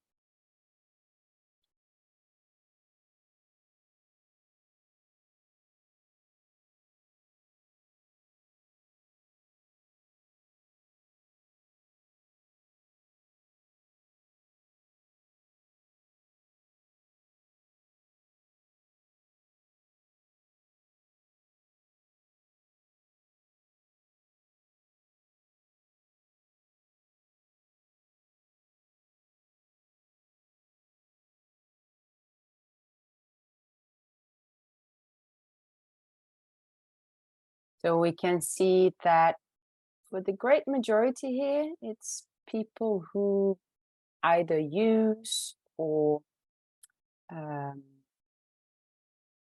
produce climate services. So that's really interesting. We'd be very keen to hear your questions and further insights on how your feedback as well to the talks here. And we have some that are familiar with them but not using them, and also people who are currently considering integrating climate services to their processes. I think we have a good mix of more experienced people within this sector and people who are getting into understanding a bit better what climate services are about and what it could mean to them. So thank you for all your answers. I hope these sessions will be helpful to you, and I'm looking forward to the discussions we will have here today. So we're going to move on now to the first speaker, and I'd like you to welcome Sophie Ratmus. And Sophie, you can now start sharing your presentation while I'm introducing you if you want. So Sophie Ratmus is going to talk to us about how EU regulations pave the way towards a more resilient economy and financial sectors. She is a policy officer at the Directorate General for Financial Stability, Financial Services and Capital Markets, in the EU or at the European Commission. Most recently, she has worked on the drafting of the Environmental Delegated Act of the EU Taxonomy for Sustainable Finance. She's also leading on the development of the EU Taxonomy Navigator, which is a set of online tools that is aimed to help users understand and use the EU taxonomy.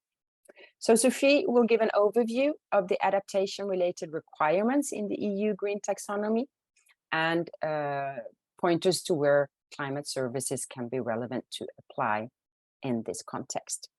So Sophie, you have the floor for the next 15 minutes. And once again, welcome here and looking forward to hearing your input here.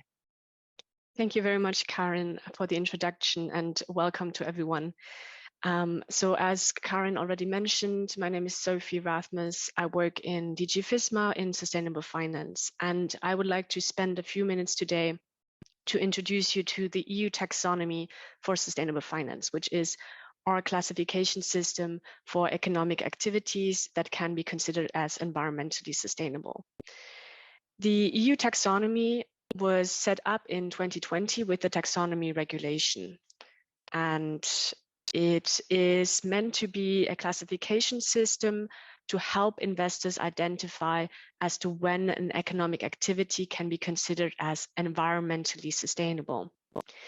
It is an important market transparency tool, but it is not a mandatory list to invest in. So investors can still choose whether they want to invest into activities that are aligned with the EU taxonomy or whether they do not. It is also not a rating of the greenness of companies, nor does it make any judgment about the financial performance of companies. So the EU taxonomy establishes through delegated acts a list of economic activities that can contribute to one of 6 environmental objectives, which you can see here on the screen right now.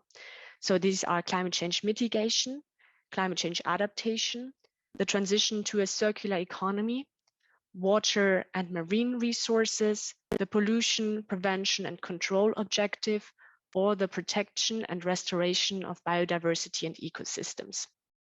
So how it works under the EU taxonomy is that an economic activity can make a substantial contribution to one of these environmental objectives if it meets performance criteria for substantial contribution. In addition, the economic activity has to meet so-called do no significant harm criteria for the other 5 environmental objectives. So let's say, for example, you have the activity of manufacturing of renewable energy. This is an activity that can make a substantial contribution to climate change mitigation, but it also has to meet the do no significant harm criteria for climate change adaptation, circular economy, water, pollution prevention and control, as well as biodiversity. And these performance criteria are spelled out in the Delegated Act for Climate Change Mitigation and Adaptation. In addition, the company has to meet so-called minimum safeguards. These are safeguards that concentrate on social and governance factors, so that we already have all the ESG factors included in the EU taxonomy. So what do we do with these criteria? We basically ask undertakings that fall under the scope of the Corporate Sustainability Reporting Directive, or short CSRD, to disclose to which extent they align with the technical screening criteria set in the EU taxonomy. These reporting obligations are defined in a delegated act, which is called the Disclosures or Article 8 Delegated Act. And this delegated act specifies that non-financial undertakings, especially large undertakings with more than 250 employees, as well as listed SMEs, and asset managers, credit institutions, investment firms, and reinsurers and insurers have to disclose that information. And here we make the difference between taxonomy eligibility reporting and taxonomy alignment reporting. So what does that mean? So since January 2022, non-financial undertakings have to report on taxonomy eligibility, which means they had to check whether the economic activities that they carry out are covered in the delegated act of the EU taxonomy. Since January of this year, the non-financial undertakings have to go a step further. They don't only have to report on taxonomy eligibility, but also on taxonomy alignment, which means they have to not only check whether the activity is included in the taxonomy delegated act, but also whether the activity meets the technical screening criteria defined in the delegated act. And as you can see here in the slide, the reporting obligations become more and more as we go further down the line.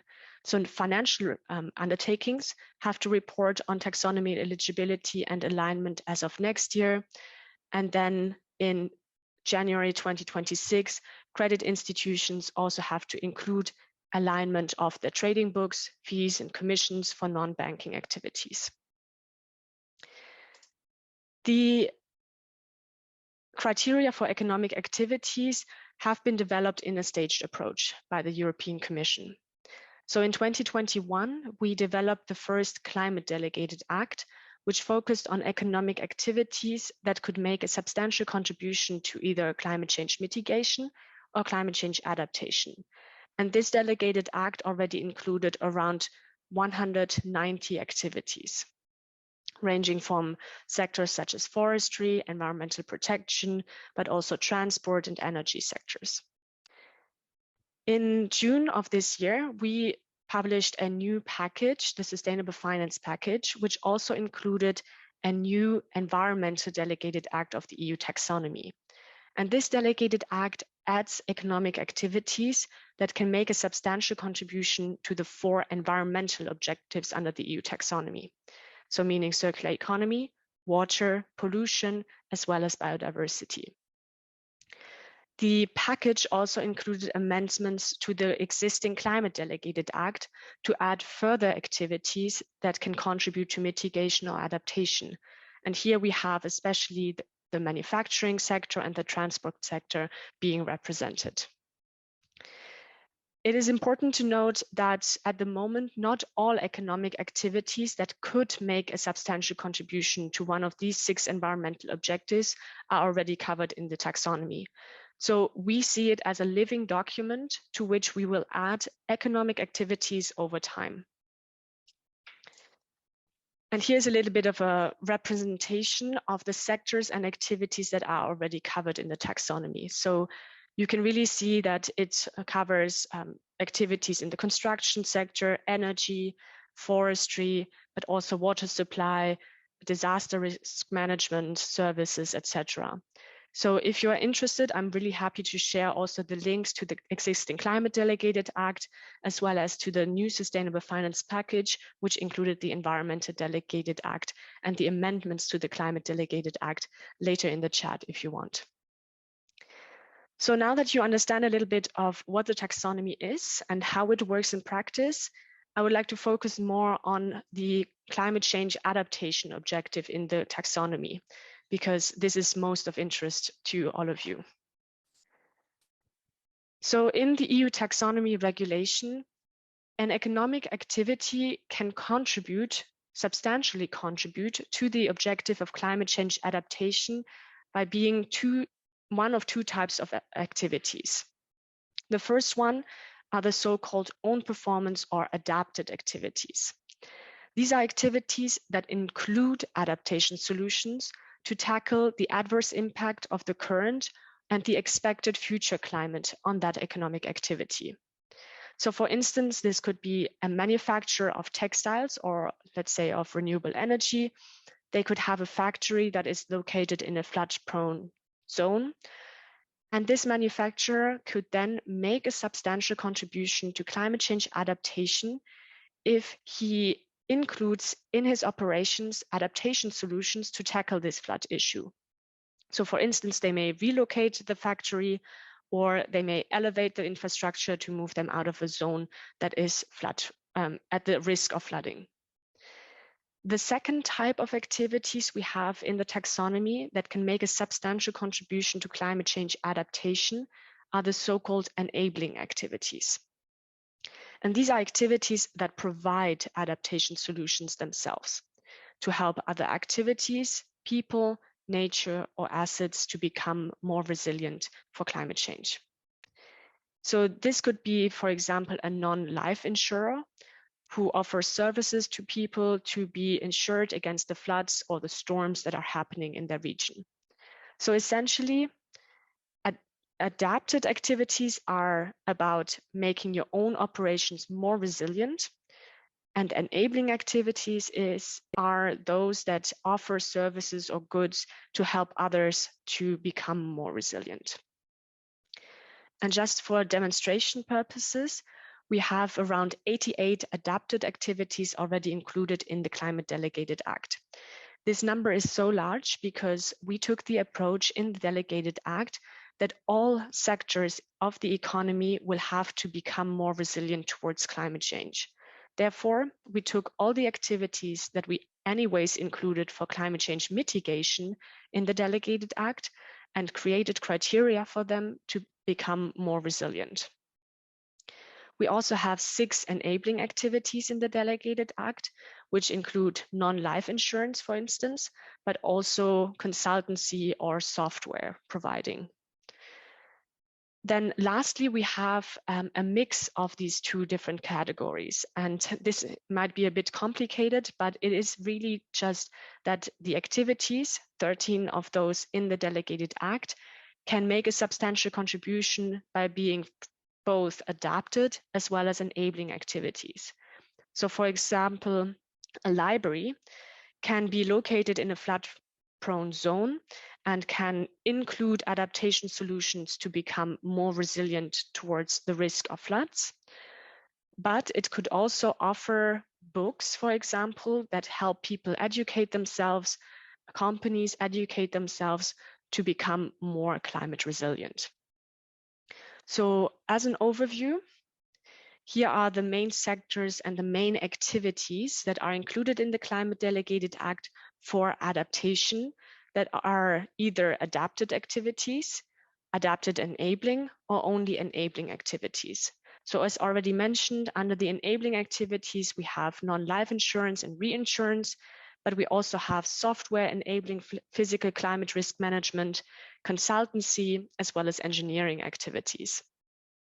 The adapted enabling activities are more focused on social and cultural activities, ICT, forestry, disaster risk management, but also we have an activity in water supply and waste management and environmental protection. But the largest share, as you can see also on the slide, is in adapted activities. So what is next? In the future, we want to continue improving the EU taxonomy and add more activities as we go along. This is why we work with an expert group, which is called the Platform on Sustainable Finance.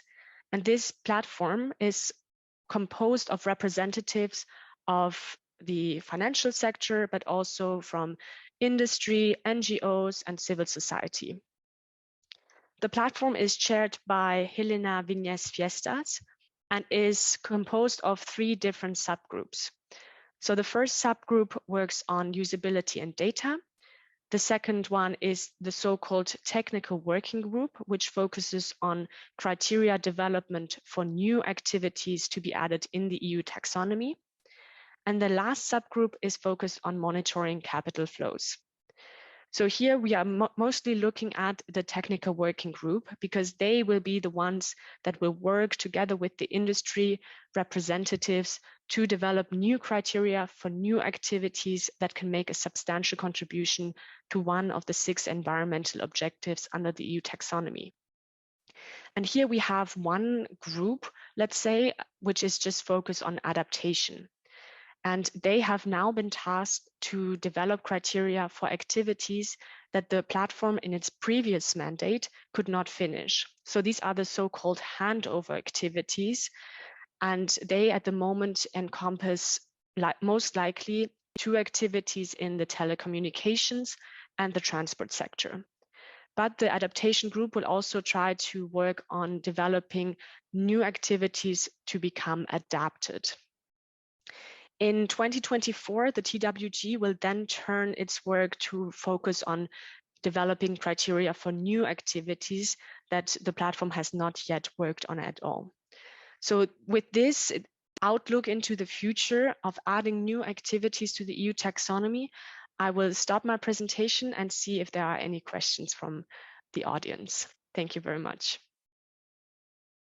Thank you very much, Sophie. Very interesting and very clear presentation of this quite complex regulatory initiative framework, which is the taxonomy. And so the questions we will have after the next speaker. So we will go onwards to Max Griffin from the Equator Principles Association. So I say thank you to Sophie and would like to invite Max to share his presentation while I am introducing him. So now that we've had the regulatory framework in mind, we'd also like to take a closer look at voluntary initiatives. So being more and more conscious about the increasing exposition of their activities to the consequences of global change and climate change, financial players get together to figure out the best way how to address this on a voluntary basis.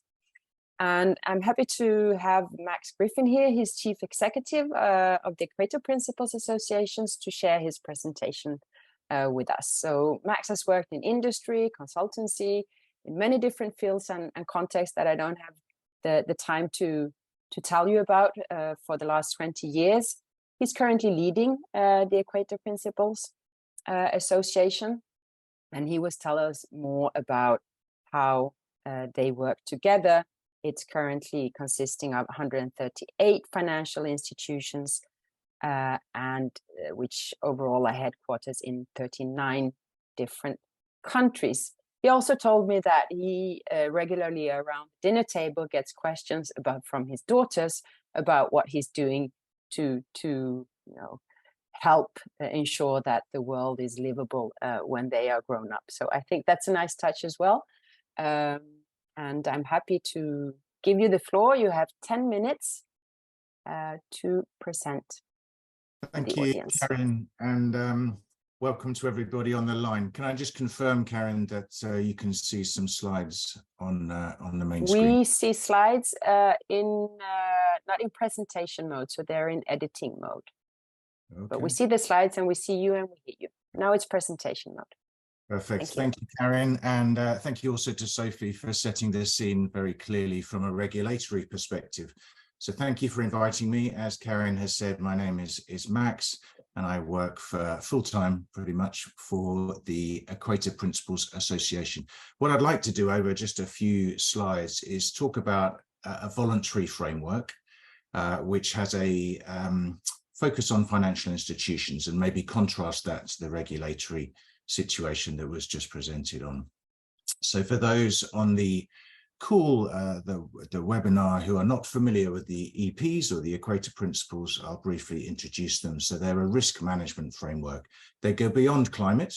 They look at a range of environmental and social risk factors, and they are adhered to or signed up to by financial institutions to improve their risk management decision-making. So it sets a minimum standard of due diligence and ongoing monitoring to support what's termed responsible decision-making, to provide often debt finance. It's grown over the last 20 years. We had a celebration in June this year, which was our 20-year anniversary. We currently have 140 members or Equator Principle financial institutions from 39 countries across the globe. That varies from the very large global banks, which many of you will be familiar with, to some small regional and specialist banks in certain parts of the world. So we have a strong membership, and we carry a lot of weight in terms of what the Equator Principles require for the types of financing that apply. So when you become a signatory to the EPs, you agree to comply with a set of principles, which is my next slide I'll go on to, and you will provide those services in terms of providing finance in accordance with those principles, and more details is on the website address I've provided on that slide. These are the 10 principles. As I said, they're fairly broad. These are the obligations of the financial institution. And within principle 3, it refers to applicable standards. Those vary from World Bank Group, or IFC, the private finance arm of the World Bank Group, to some specific standards and guidance which we have developed as the association. And I'll particularly talk about climate shortly, where we have dedicated guidance on climate risk management.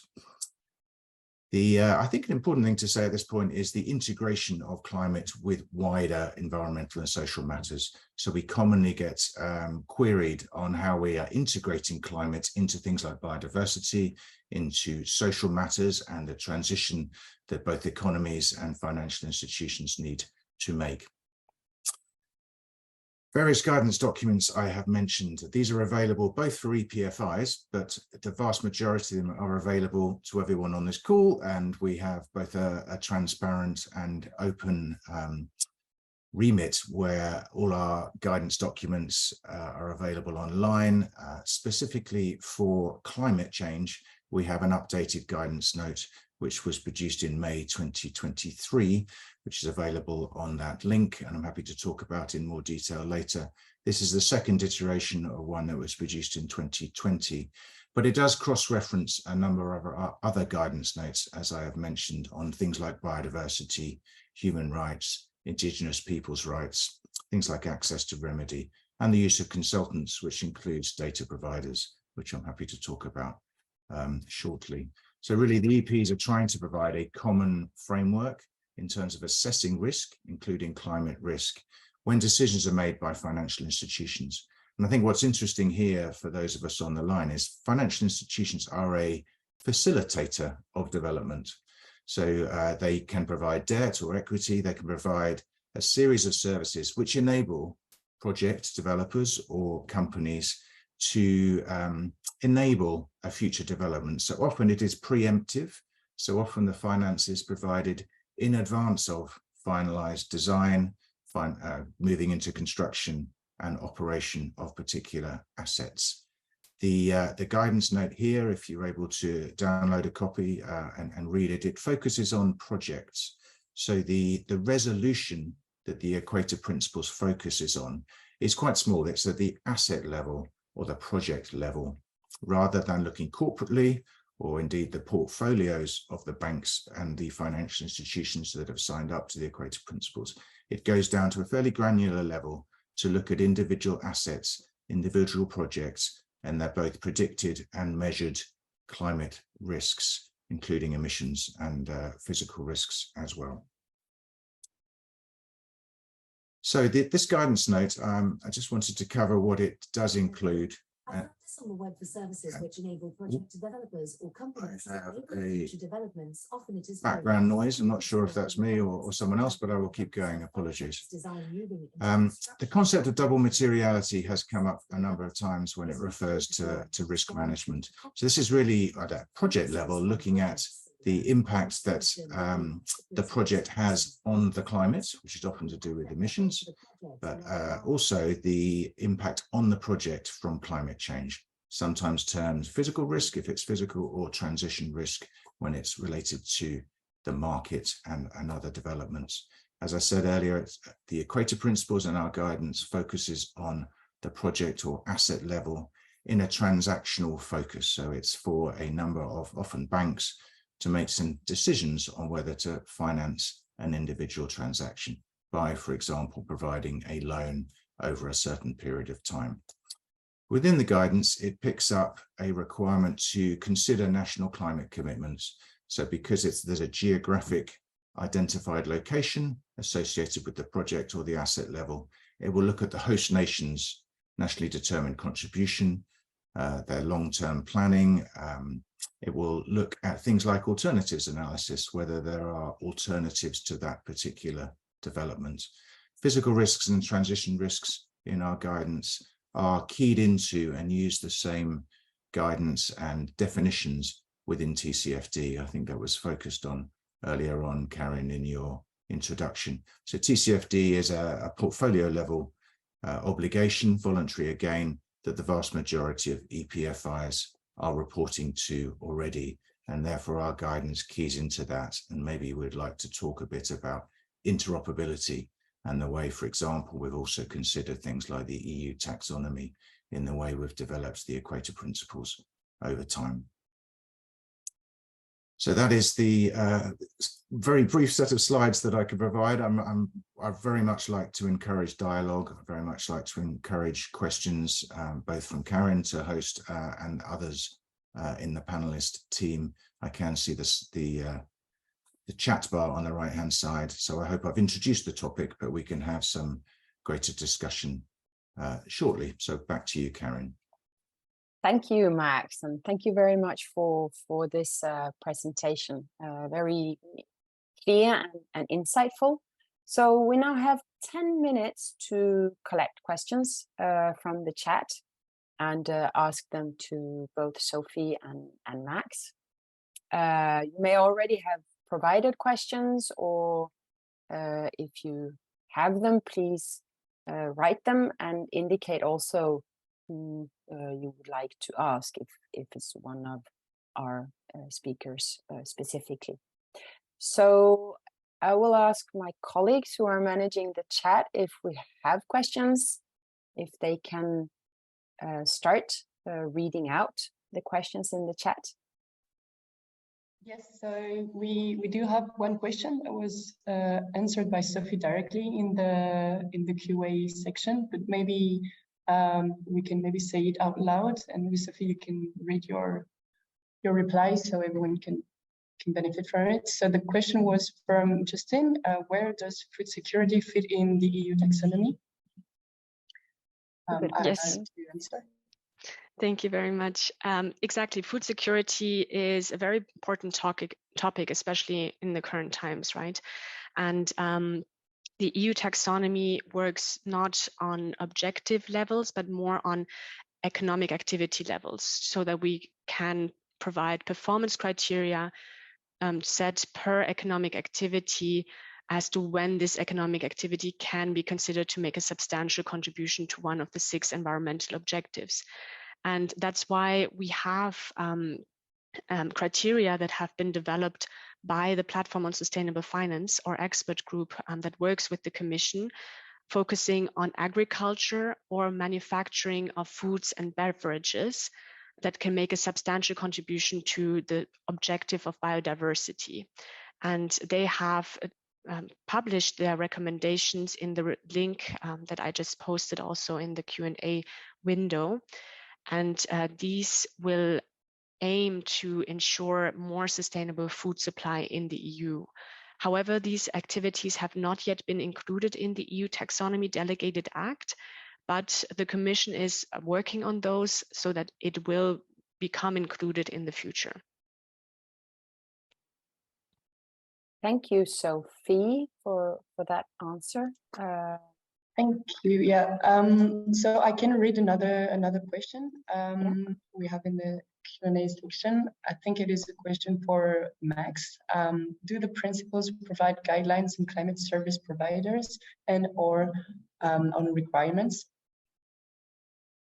Thank you for the question. And yes, it does. So the obligation for carrying out a climate risk assessment is on that of the client, which often for us refers to the borrower.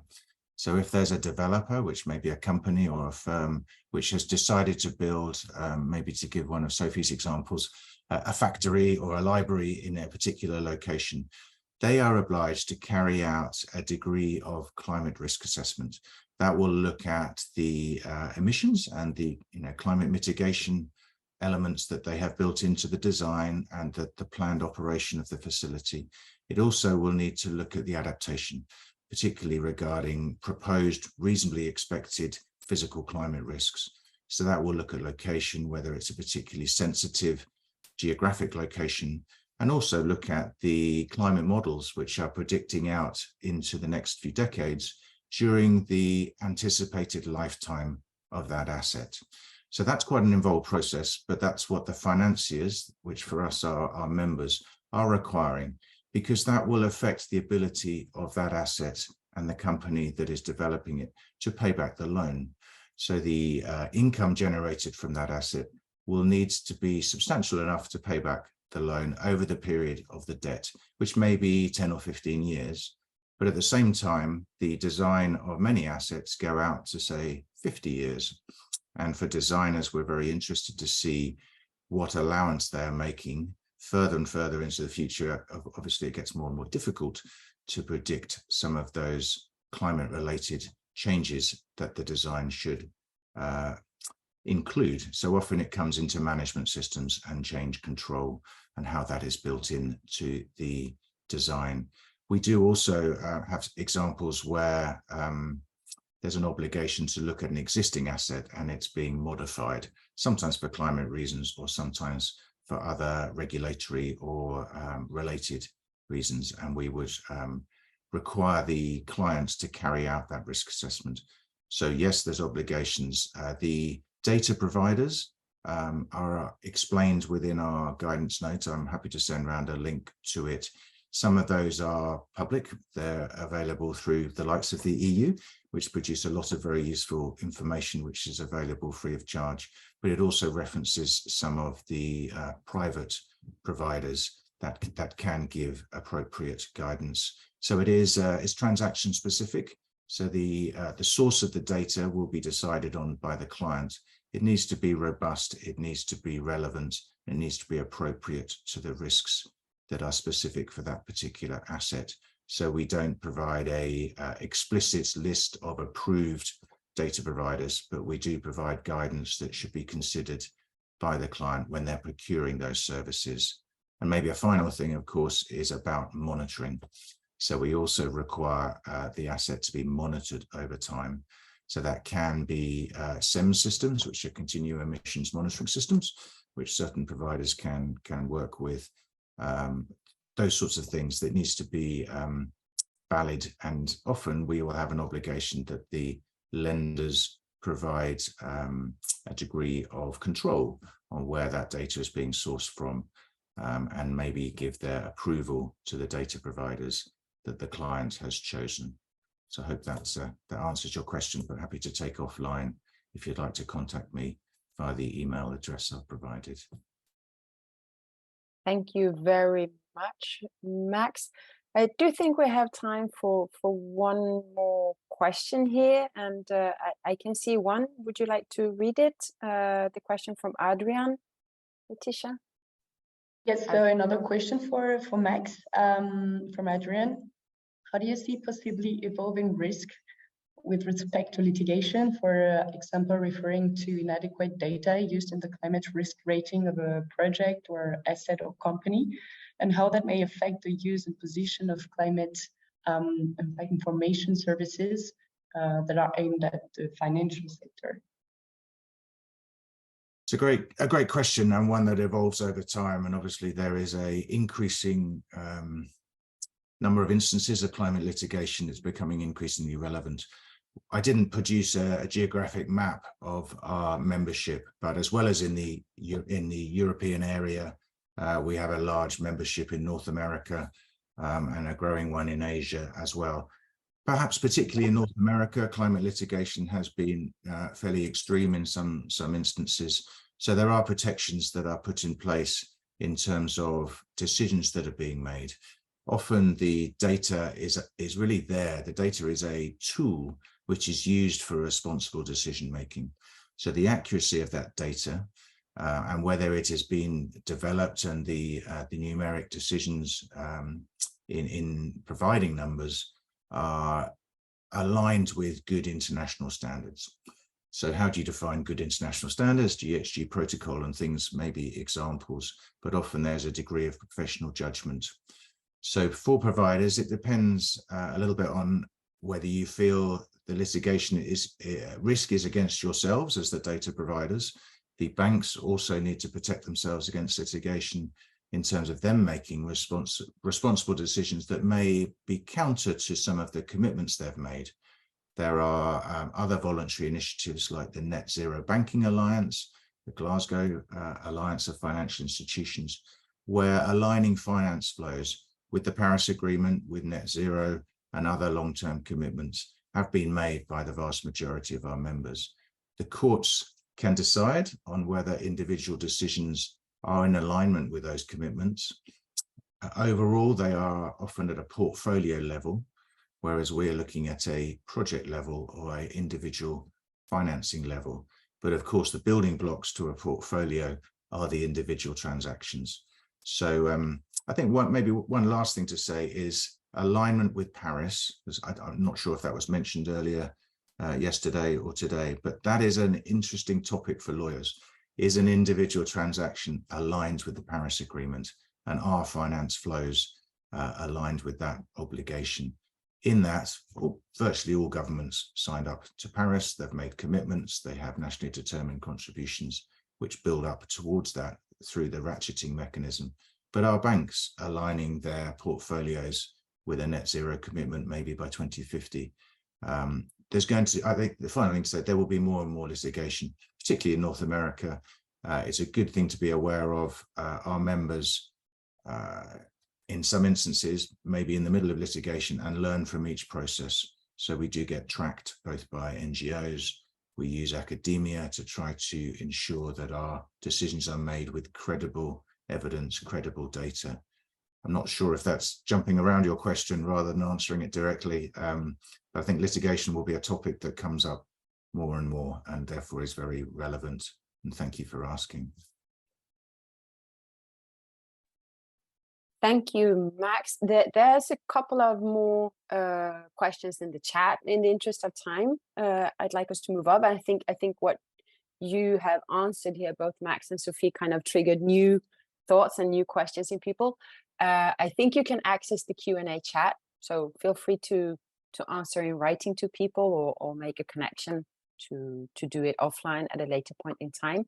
So at the interest of time, we'll move on now, and our next speaker is a colleague of mine. So it's Gwendoline Lacressonnière from Rumble Environment and Health in France, who will be talking to us about physical climate risk assessment for the private and financial sector.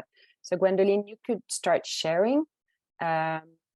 And we're now going to dive into, a bit more of the technical, scientific, and practical side of what we're talking about.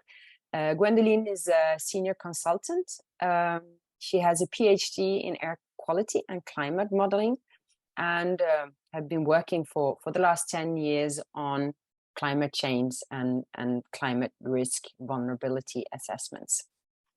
So with her expertise on climate projections, she conducts physical climate change risk assessments in the context of environmental and social due diligence, or environmental and social impact assessments.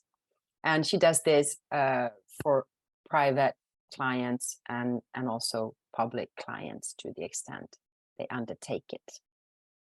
So Gwendoline, the floor is yours for the next 10 minutes. Looking forward to hearing more. Thank you. Thank you a lot, Karine, for the introduction, and hello, everybody. So yeah, I'm Gwendoline Lacressonnière. I'm working in Rumble, and my presentation will give an overview on how Rumble supports the private and finance sectors in climate, in physical climate change risk assessment. So Rumble,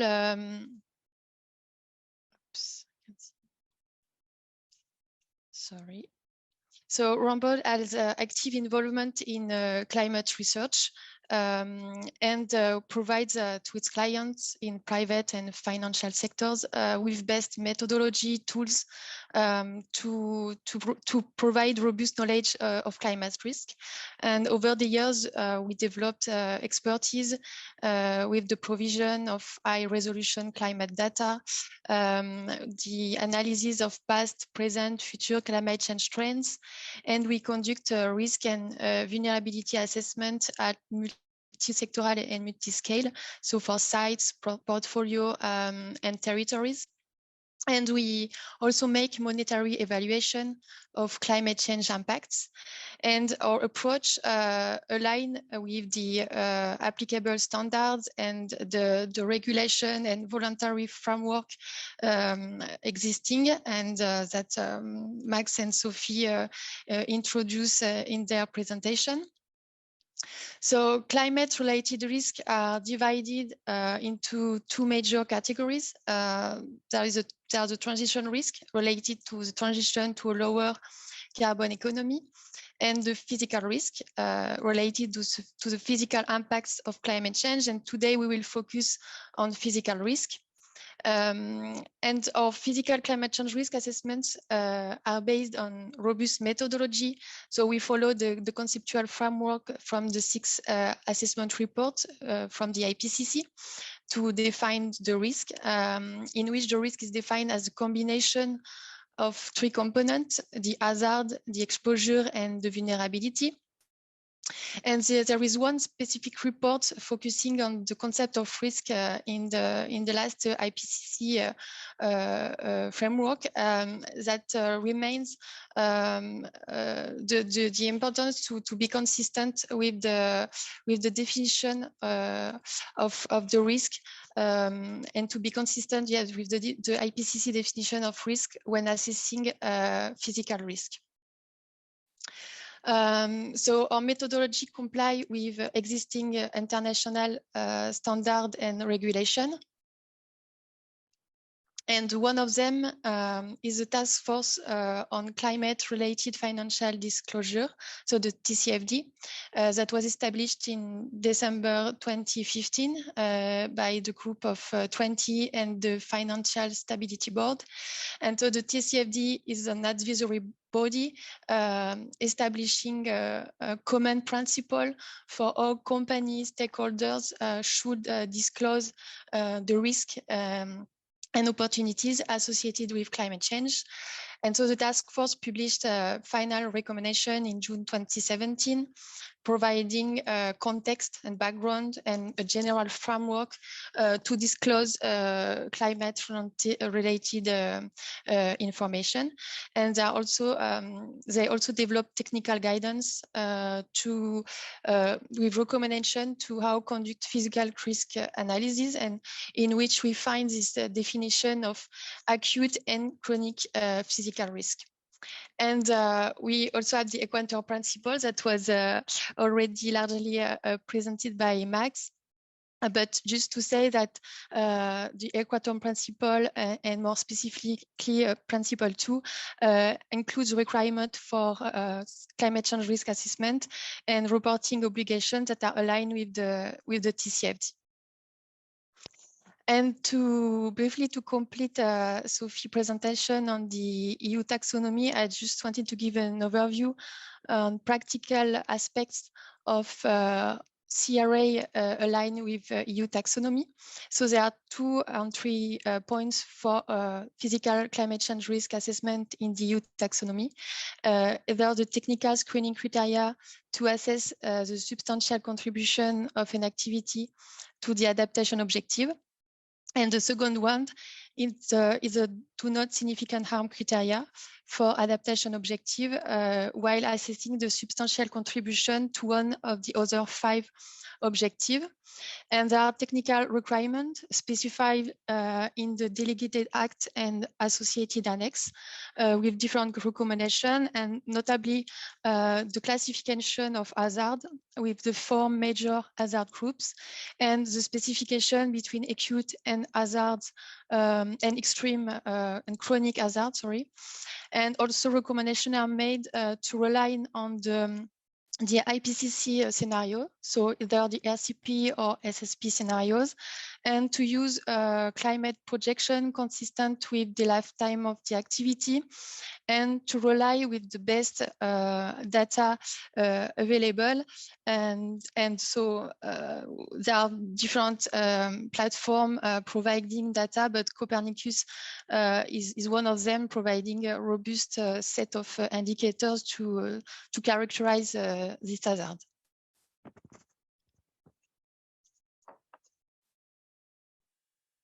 So concretely, over the past years, we carried out a CCRA on behalf of lenders under TCFD and Equator Principle for different type of infrastructure. And so here is an example of a railway project in Turkey. And our methodology is based on a step-by-step approach. So we first characterize the hazard and the major climate change threats at project level. And in the second time, we identify the vulnerability of the asset components to this hazard, and we identify the potential impacts. So for instance, overheating could be a major impact for different components of the railway due to heat wave and increasing high temperature. And so finally, at the end, we got this risk assessment by scoring each component of the risk, which allow us to prioritize the risk. And for each climate hazard and asset component, we make recommendation for measures to improve the resilience and the adaptive capacity of the project, and both for the design and the operation maintenance phases. And so here is an example of climate risk assessment we did in alignment with the EU taxonomy. So the approach is similar. It's a step-by-step approach. And here is an example of, it was a housing project in Denmark, and we support our real estate client to align with the European taxonomy criteria by undertaking physical climate risk assessment. And so there are different phases in which we first carry out a review of the construction sector's vulnerability to climate change in order to identify key hazard. And in the second step, we provided a detailed physical risk assessment at site level to finally make a recommendation of adaptation solution to reduce the identified risk. So climate services support our work to rely on best dataset, methodology, and conceptual framework. But in practical, conducting climate risk analysis is not without challenges. And it's where standardization could be beneficial for climate risk assessment. And it's also an objective of the Climate Europe 2 project to characterize standardization terminology, so what is behind norm, guidelines, good practices. So in terms of challenges, first one is the access to reliable climate projection with the accurate spatial resolution to conduct impact assessment at local level. Also, when working for multi-sites assessment covering different countries, there is this complexity of the dataset heterogeneity, and notably when we want to access to extreme hazards such as flooding. To properly characterize the risk, we need to access to exposure and vulnerability indicators. And the regulatory framework and approaches have proliferated around the world in the past years. And we have to seek interoperability and alignment of this regulation and standard. And last point, with this growing market, there are a number of practitioners and consultants doing and developing tools and approaches to conduct CCRA. And here maybe certification could help to ensure the quality of this assessment. So I think my 10 minutes are over. So thanks a lot for your attention, and I'm happy to reply to any question you may have. Thank you very much, Gwendoline. It's true we are a little bit behind time, but I think we can pick it up. I think it's very interesting to get this more, down to earth and practical, picture of how the climate risk assessments are done. I've seen a couple of questions in the chat that are quite adapted to what you have been talking about. So I think we will pick them up as we move towards the final session, where there will be a Q&A after this as well. So now we are going to a panel discussion, or a panel, it's not really a debate, but two people who know each other and have been working together that will bring their different perspectives on climate services standardization. So as financial institutions face specific challenges in terms of carrying out the climate risk assessment, the climate risk screening tools and methodologies, we're now going to invite to the stage Roman Roel, who is a climate specialist at the European Investment Bank, EIB, and Carlo Buontempo, who's director of the Copernicus Climate Change Service at the ECMWF, which stands for the European Center for Medium Range Weather Forecasts. So I will try to make the introduction very short since we are a bit late in time. And if both of you could come on stage, that would be good, and put on your cameras and we can see you while I introduce you. Thank you, Carlo. And I've seen Roman here, so he should hopefully pop up next to you in a couple of seconds. So I'll go ahead with the introduction and hopefully we can figure out the technicalities on the host. So in 2021, ECMWF and the EIB signed a partnership to foster EIB's integration of climate change issues into its processes. So the ECMWF supported the EIB in choosing the right climate hazard indicators to conduct financial risk assessments, climate financial risk assessments, and provided EIB with useful data. And we're going to hear today a bit on the experiences for both of them on this cooperation and what it has brought to fruition. So today, Roman Roel leads on the management of fiscal climate risks in projects and contribute to the EIB's climate policy standards and due diligence procedures. His expertise lies in building resilience in institutions, adapting investment projects, and accessing climate finance. So before joining the bank, Roman served at the German development agency GIZ for over 10 years. And Carlo, he's now the director of the Copernicus Climate Change Services, C3S, since 2019. He has a PhD in physics. He's been working previously at the UK Met Office. And sorry, my computer acted up here. Where he led consecutively the climate adaptation and climate services development departments. So I would like to start out with talking to Roman.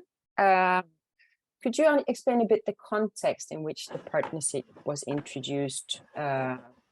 What was the additional need from the EIB? I mean, what was your expectations on the support you asked from the ECMWF? Thank you, Karen. Thank you for inviting the EIB. Can you just confirm that you can hear me and see my camera feed? We can hear you, but I don't see you. Could the host see if you can get the two panelists next to each other, please? Yes, apparently Roman has got all the permissions as all of you as panelists, but he cannot share his video. So maybe it's a problem, an issue, technical issue from his side, from his PC, but he's got permissions. Okay. So Roman, if okay with you, I suggest we move ahead without the video, if that's okay. Yes, of course, no problem. So thanks for the question. Two parts: what is our need and why the partnership between EIB and ECMWF. So as for the need, the EIB is a public bank and we're guided by EU policy objectives.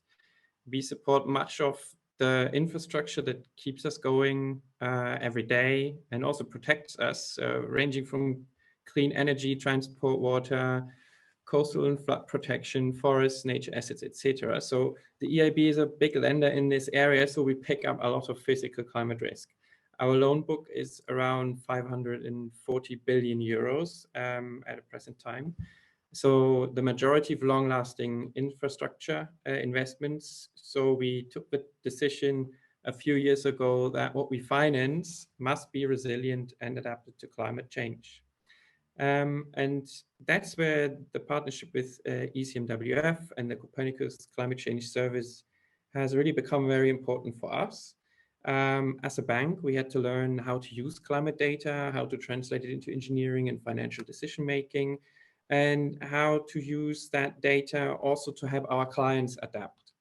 And we are still learning, but we understand that success depends on climate data that is high resolution, that is quality controlled and transparent in the way that it is done. And Copernicus can really help us to get it right. Back to you. Thank you very much. With that, I would turn to Carlo. Maybe Carlo, if you could tell us a bit more about how you saw the start of the work together with EIB, and also a bit what you think the next steps of this partnership might be. Sure. Thank you very much for the question. And in a sense, I guess the best way to answer to your question is a bit to look at what is the remit of what we are trying to do with the climate change service. So I had the luxury of giving another presentation early this morning, and in a sense, I was sort of suggesting an important role in the provision of climate services is this step towards operationalization and standardization of the underpinning evidence, and that's very much what we do. So behind the climate data store now there is a community of over 250,000 users to whom we deliver hundreds of terabytes of data per day. So it's a very large community, and is not a research effort. It's very much an operational effort, as we do for weather prediction. So we provide the weather prediction to the member state of ECMWF and the cooperating state, and this is done to have an impact on the everyday decision of the national agencies and the civil protection and so on and so forth. So in a sense, in the same spirit, we are working in the climate fields, providing data that can be operationally used in the context of decision and the climate decision. So I thought that actually this panel discussion is really working very nicely with the previous presentation from Gwendolyn. And if you look what she was saying, a sort of obstacle in their activity was about the multi-site, so having different resources in different places, and not uniform quality in that, the lack of interoperability, and in a sense, in a keyword for me, the lack of operational nature in the provision of this data. So that's what we are trying to achieve. And as discussed earlier today, there are two sectors where we do see this interface to go faster than elsewhere. One is the energy, and there will be more opportunity to discuss about energy in the space of Climate Europe to Webstival today, and also during the duration of the project. But the other is clearly finance, and for the reason we have heard earlier today, the taxonomy and the push in the quantification of the hazard is really changing the landscape. But at front of that, we need to have also underpinning good quality data that can be produced operationally, not as a afterthought of a research exercise. And that's the space where we are operating. We do see this as a transformative element for Europe, really an important one.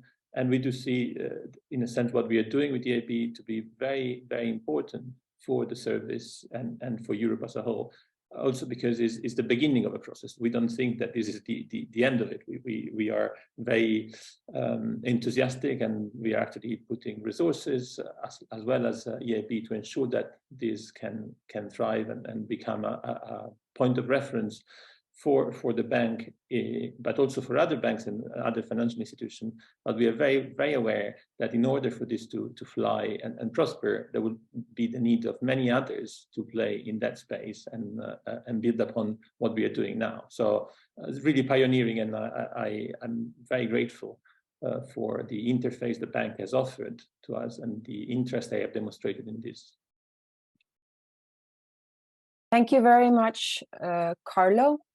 Roman, would you like to reflect on Carlo's perspective of the future?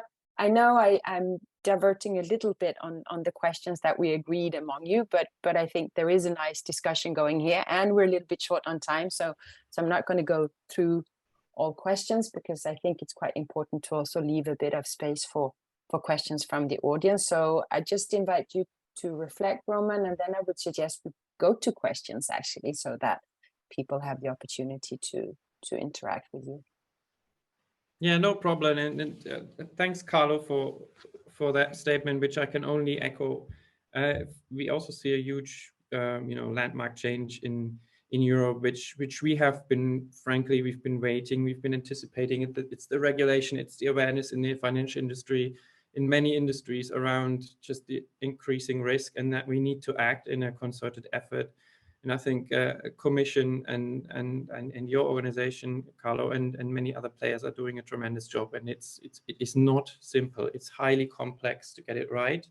And it's about time that we have all hands on deck to operationalize science, to make regulation work, not just for producing reports, but also for having impacts in terms of increased resilience and preparedness in the EU and in other countries outside of the EU. And I think we can be a bit of a pioneer and a laboratory, perhaps. We do have the resources, being public organizations, to do things that the private sector can't. But I think it's our role and also our duty to demonstrate how we can basically build a climate data value chain that comes from robust and latest science all the way down to decision making, project design, and then can improve life of people who benefit from our activities in their daily lives. And if we can make it happen, then we can extend that experience to others. So I agree, it is in a very true sense transformative. Thanks. Thank you very much, both Roman and Carlo. So I'd like now to use what we have in remaining time, so around 10 minutes, to invite you to ask questions in the chat. I think there are a few already. Would you like to read them out, Letitia? Yes, thanks. So maybe to start with a question for Gwendoline, to come back on your presentation. So regarding, it's a question about the climate risk assessment methodologies. And the question is about how we can make sure we move towards a level playing field when it comes to data and approaches that drive these climate risk assessments. Thank you. Well, there is one dedicated work package in Climate Europe 2 on data and processes, and it's the purpose of this work package to define to work on common approaches and guidelines regarding climate data and process to provide climate change risk assessment. So it's really a question on which we are working on the Climate Europe 2 projects. Thank you, Gwendoline. Letitia, would you have more questions? A second question also for Gwendoline, regarding the different climate risks, especially in the agriculture sectors. So the question is about if the risk is also considered in talking about the seasonal predictions. Sorry, it's not very clear. Maybe I should. Yeah, so you are referring to seasonal prediction. So there is a growing demand for this type of sectors with seasonal projection and risk assessment. Up to now, we have more demand regarding long-term change. So considering climate change projection at the mid-century and century. So yeah, we have more ongoing projects on this horizon. But at the same time, yeah, we have also this demand growing on the seasonal aspect and for the agriculture sector. Yeah. Thank you, Gwendoline. Do we have more questions from the chat? We don't have any other questions in the Q&A section. Okay. Then we've reached the end of the session, and I think you must all be hungry right now. I'm a little bit hungry. We're nearing 1 o'clock. Thank you to everyone for attending. You know, I'm very happy to see around 100 people here and 100 people who actually stayed in the room, which means that you found it interesting, which we're very happy about. I also want to really thank you to the speakers who agreed to come here today and share their knowledge and their experiences with the audience and with the project team. So with that, I'd like to close this session. For those of you who will be attending this afternoon, the virtual room will be shut down for the lunch break. The afternoon session starts at 2:30 with a session on standardization and quality assurance of climate services, specifically for the energy sector, which was also something that was highlighted here as an important priority in one of our last sessions by Carlo. So enjoy your lunch break, and thanks again for your participation.